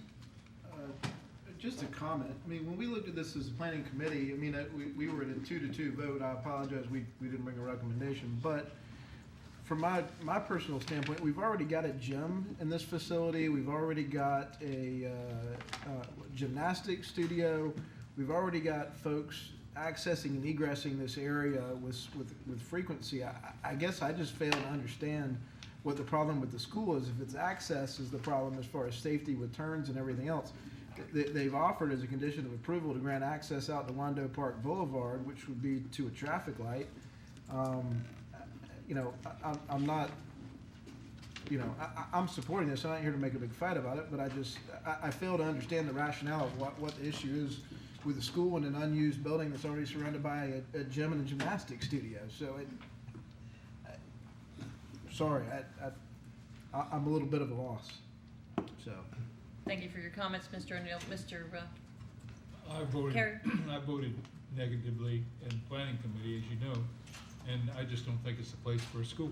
I think with the access coming in over there, and they don't have a signed contract for that other access. So until that is a real deal, I don't think I'd still change my mind, though. It's just not the right place for a grammar school. And with buses and you know the trucks on Long Point Road on that side of 526, they are relentless. I mean, it is just not the place for school buses and kids and parents to be taking and bringing kids. Thank you. I have a motion, a second, for denial of the project. Any other discussion? All in favor of denial? Aye. Opposed? No. We have to call the vote, please. Mr. Carrier. Aye. Mr. Carrier votes yes. Mr. Garch. No. Mr. Garch votes no. Mr. Glassen. No. Mr. Glassen votes no. Mr. Nichols. No. Mr. Nichols votes no. Mr. O'Neill. No. Mr. O'Neill votes no. Mr. Smith. No. I'm sorry, my apologies. Mr. Santos. Aye. Mr. Santos votes yes. Mr. Smith. Stays no. Mr. Smith votes no. Ms. Stokes Marshall. No.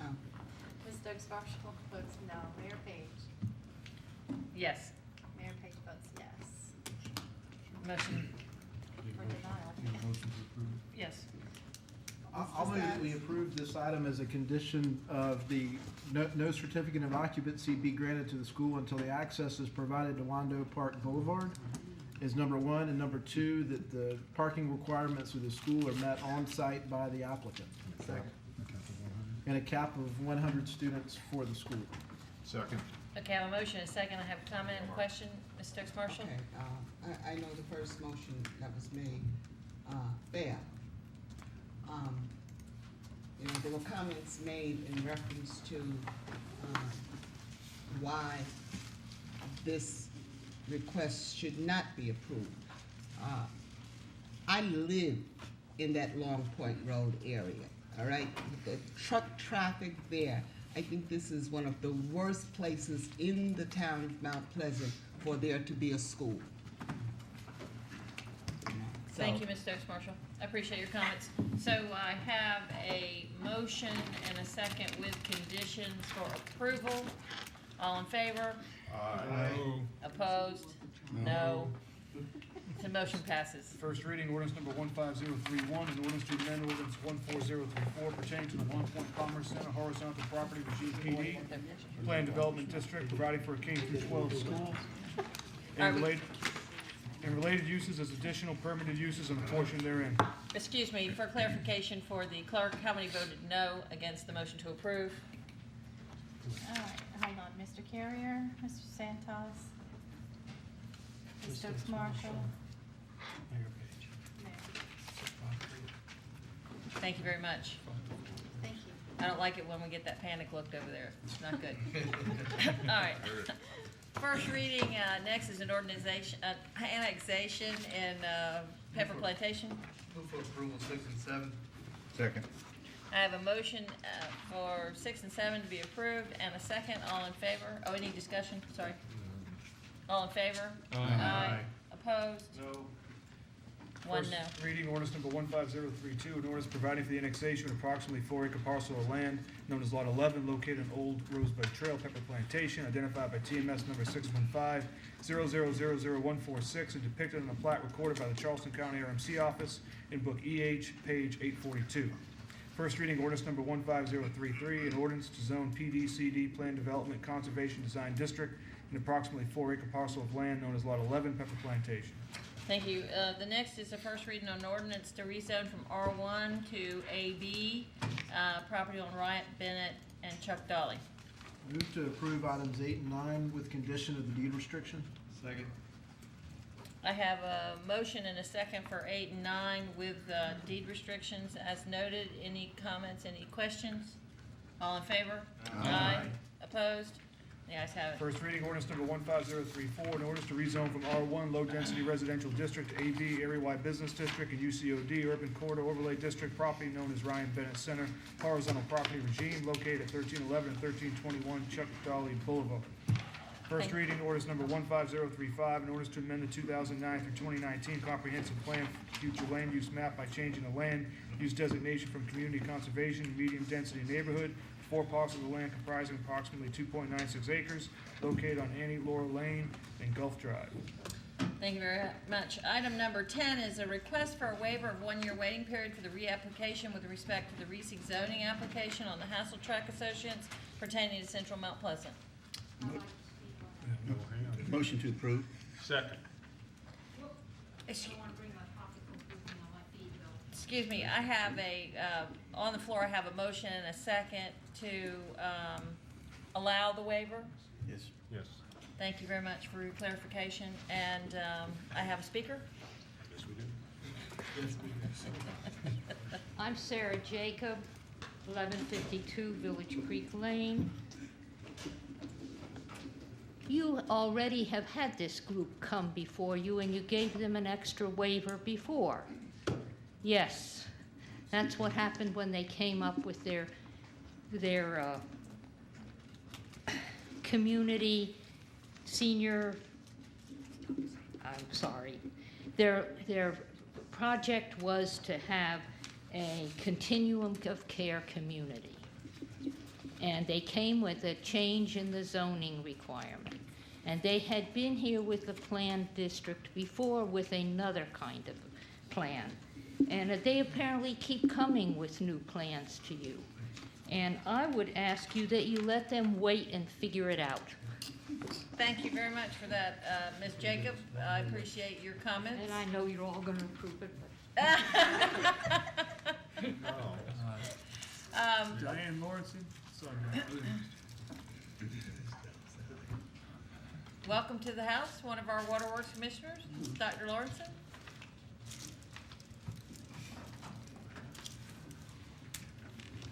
We get more people here than you do at Waterworks. Oh, you had to bring that up, didn't you? Diane Lauritsen, 705 Bradburn Drive. I would like to encourage you to approve this waiver. You probably wonder why in the world I would come and speak in favor of that. I happen to be a friend of the family that is proposing the continuum care development, and last week had a conversation with one of the owners of that. The company is called Liberty Healthcare, and the reason for that is because the family patriarch, who is 97 years old and a very good friend of mine, served in the Navy in World War II. And you cannot imagine a more patriotic individual and family.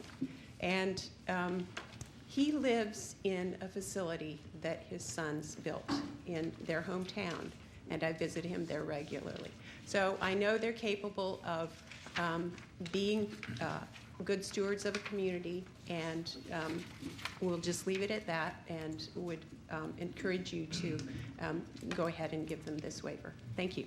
Thank you very much, Will Dr. Lawrenson. Purvis, Chris Boney.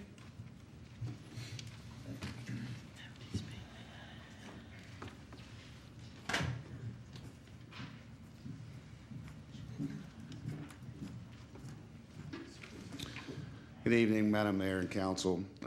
My name is Will Purvis with Liberty Healthcare. We would be the owner-operator of the Continuing Care Retirement Community. We have reached an agreement with Hasseltrack and Associates to allow us, not them, to bring forward a new rezoning application.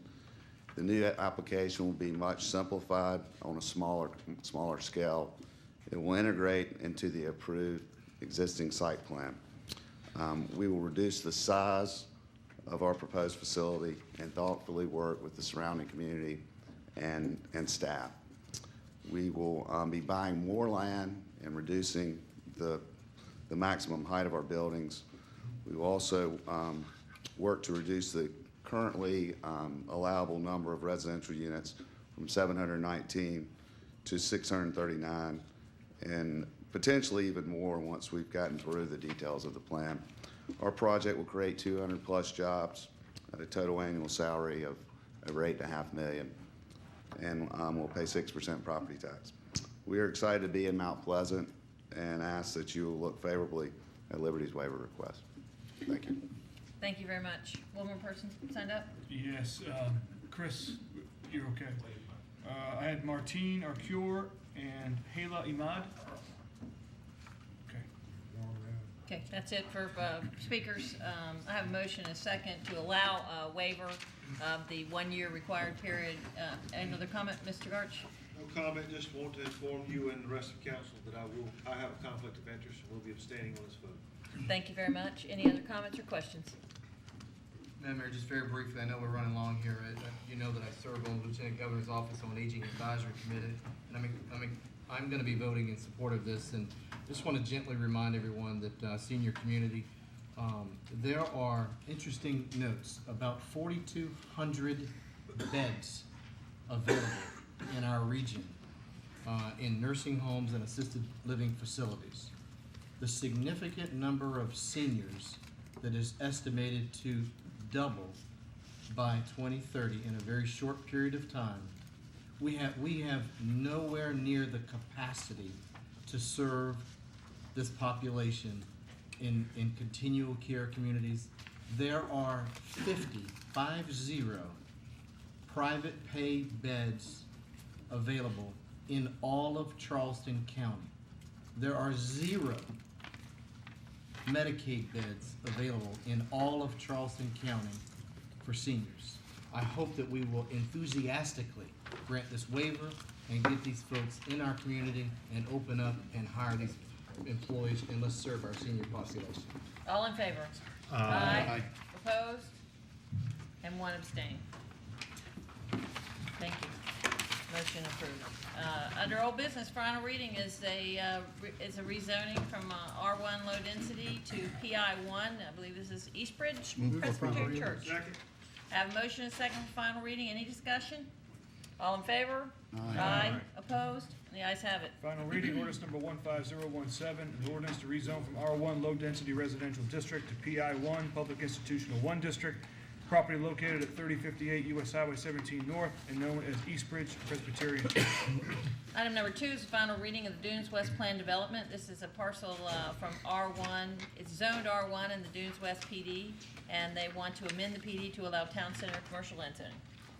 Yes, that is correct. And when this was presented to you last month, I did inform you that we had been presented with development plans as the applicant property owner is prepared to submit an impact assessment. So I did inform you that it showed a gas station.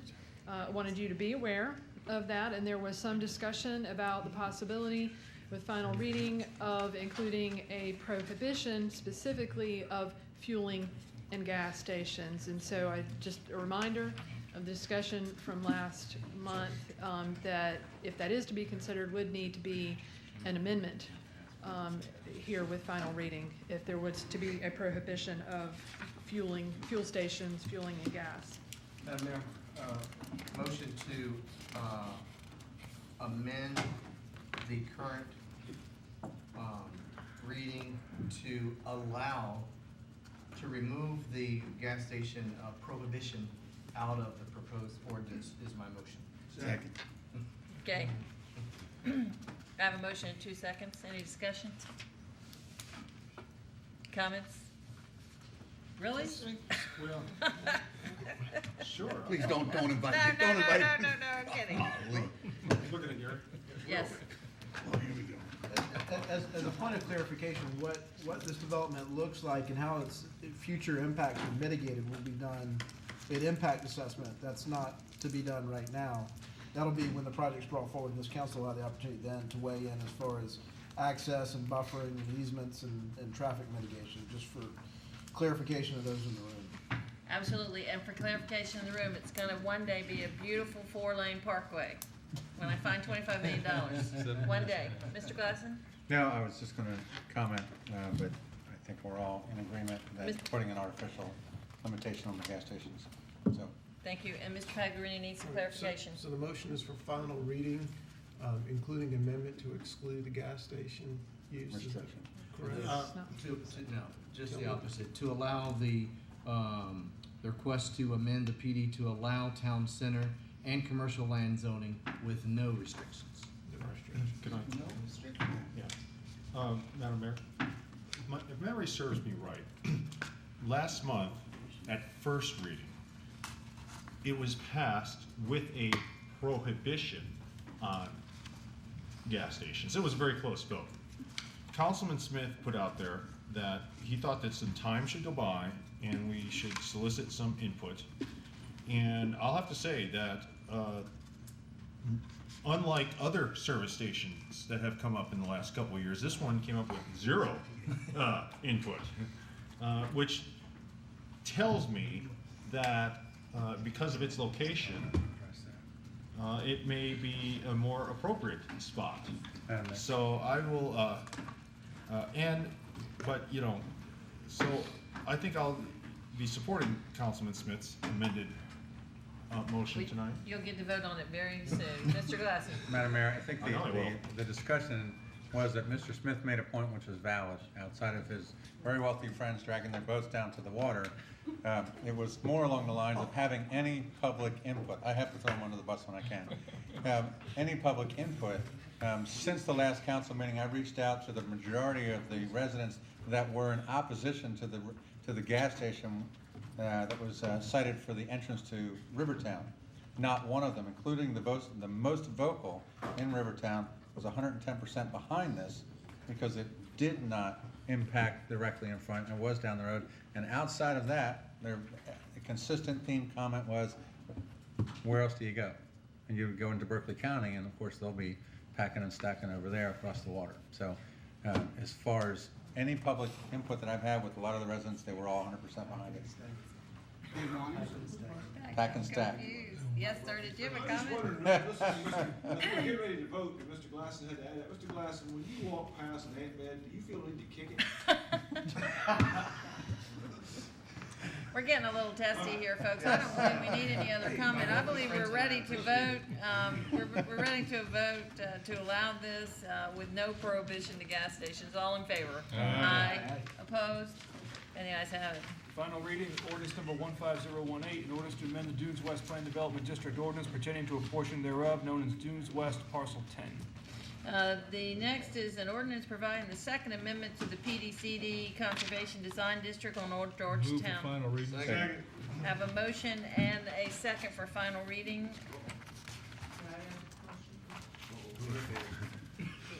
Yes, sir. Let me ask my council first if they have any questions or concerns. Thank you. Yes, sir. I'm Don Pike. Yeah, 2 minutes. State your name and address. I haven't hit the gavel in over an hour. I'm ready to go. I'm Don Pike, 2625 Lord Drive. I'm the president of Linden Place Homeowners. And we have a question as far as to say developers have not been involved at all with us, have not mentioned anything that's going on here. I realize this is a discussion on setbacks. And our question is, as far as, is this question going to affect our property line as far as subdivision property line, as far as what they're asking here? I'll defer that to my planning director. No, these are just adjustments to the setbacks on the individual lots that are proposed within this development. Okay, so it has nothing to do with ours. Okay. Thank you. Yes. Sir, Yes. you live in that neighborhood? Yes, sir. Do you realize that neighborhood is in the county? Yes, sir, and that was another situation as far as to say that this is all going on, town of Mount Pleasant, and we're not involved at all with it. You realize you need to get a form tonight, get annexed into town, we can help you answer those questions, and I mean that. And we would love to, but we haven't been able to because we have not been, You there's no will property be touching. contiguous very soon. Okay. That was an issue. Yes. Thank you. Will soon be contiguous. Thank you. And we'd love to have connectivity over through to the schools as well, so. We need to talk about that. I just throw that out there as well, so, We have a motion and a second. All in favor? Aye. Opposed? And the ayes have it. Final reading, ordinance number 15019, ordinance providing for a second amendment to PDCD, Plan Development Conservation Design District, ordinance number 13053, pertaining to property known as Old Georgetown PDCD. 4 and 5 are annexation and. Move for final reading of 4 and 5. Second. I have a motion and a second for items 4 and 5. Any discussion? All in favor? Aye. Opposed? And the ayes have it. First reading, ordinance number 15020, an ordinance providing for the annexation of 3 tracts of land comprising approximately 2.84 acres located on the south side of US Highway 17 North near Coakley Road. Final reading, ordinance number 15021, an ordinance to zone AB, area-wide business district, and SBOD, Sweetgrass Basket Overlay District, 3 tracts of land comprising approximately 2.84 acres located on the south side of US Highway 17 North near Coakley Road. Item number 6 is final reading of ordinance to rezone 4 tracts of land at Sweetgrass Basket Parkway and T-Plan Lane. Second. I have a motion. I have a motion and a second for approval with staff comments. Any other comments or questions? All in favor? Aye. Opposed? And the ayes have it. Final reading, ordinance number 15022, an ordinance to rezone 4 tracts of land comprising approximately 14.27 acres of land located on T-Planter Lane and Sweetgrass Basket Parkway, known as 6 Mile Marketplace, or maybe area-wide business district, to PDMUSR Plan Development Mixed-Use Suburban Rural District. Thank you. We're at the point of committee reports. I would ask that you submit them to the clerk. Unless we have an action item, I'll move right to the fire committee. Madam Mayor, the fire department requested approval to apply for 2015 Fire Prevention and Safety Grant Program for $5,880 with a $1,470 match. The grant will be used to purchase fire and arson investigation equipment for the fire department. Committee unanimously approved sending the council request to apply for the Fire Prevention and Safety Grant Program. As such, I place this in the form of a motion. And I have several seconds, and all in favor? Aye. Opposed? And the ayes have it. Concludes my report. Transportation, I would defer to Mr. Moore. Well, thank you, Mayor. Transportation at committee level, both items 1 and 2 were approved. That included the pavement management system recommendations as well as the traffic calming program applications. And we pose those to you for your consideration. We do have a speaker, Mayor. Thank Motion to you. approve. Are you approving them both or just the one? A motion to approve both items? And a second. I do have someone signed up to speak. Heather Emmerich. I don't believe Heather's with us. Okay. Thank you very much. I appreciate that. Lots of emails about traffic calming today. Motion and second. All in favor? Aye. Opposed? And the ayes have it. The administrator's report? Submitted to the clerk. Submitted to the clerk. Council new business, under new business, I have one item left. We have the ordinance to raise revenue and adopt a budget for the town of Mount Pleasant. Second. Have a motion and second for first reading of the budget. All in favor? Aye. Opposed? And the ayes have it. First reading, ordinance number 15036, an ordinance to raise revenue and adopt a budget for the town of Mount Pleasant for fiscal year July 1st, 2015 through June 30th, 2016. Got a little old business, final reading on the waterworks. Items 1 through 6. Second. I got a motion and a second for items 1 through 6. All in favor? Aye. Opposed? And the ayes have it. We're Final rolling reading, now. ordinance number 15023, an ordinance authorizing the issuance of a not exceeding $14 million waterworks and sewer system revenue parity bond, series 2015A of the town of Mount Pleasant, South Carolina. Final reading, ordinance number 15024, an ordinance authorizing the issuance of a not exceeding $2.5 million waterworks and sewer system revenue parity bond, series 2015B of the town of Mount Pleasant, South Carolina. Final reading, ordinance number 15025, an ordinance to amend various sections of Chapter 97 of the Mount Pleasant Code of Ordinances pertaining to Mount Pleasant Memorial Waterfront Park special events. Final reading, ordinance number 15026, an ordinance to amend various sections of Chapter 116 of the Mount Pleasant Code of Ordinances pertaining to special events. Final reading, ordinance number 15027, ordinance to amend various sections of Chapter 141 of the Mount Pleasant Code of Ordinances pertaining to prohibited activity at town-owned parks. And final reading, ordinance number 15028, thank you. An ordinance to abandon road right-of-way pursuant to South Carolina Code 527-150, Riverwalk Phase 2. Thank you. We have a need to go into executive session to discuss legal and contractual matters that pertain to legal services and some personnel issues with appointments of boards and commissions. Do I have a motion? Second. And a second. We are in executive session.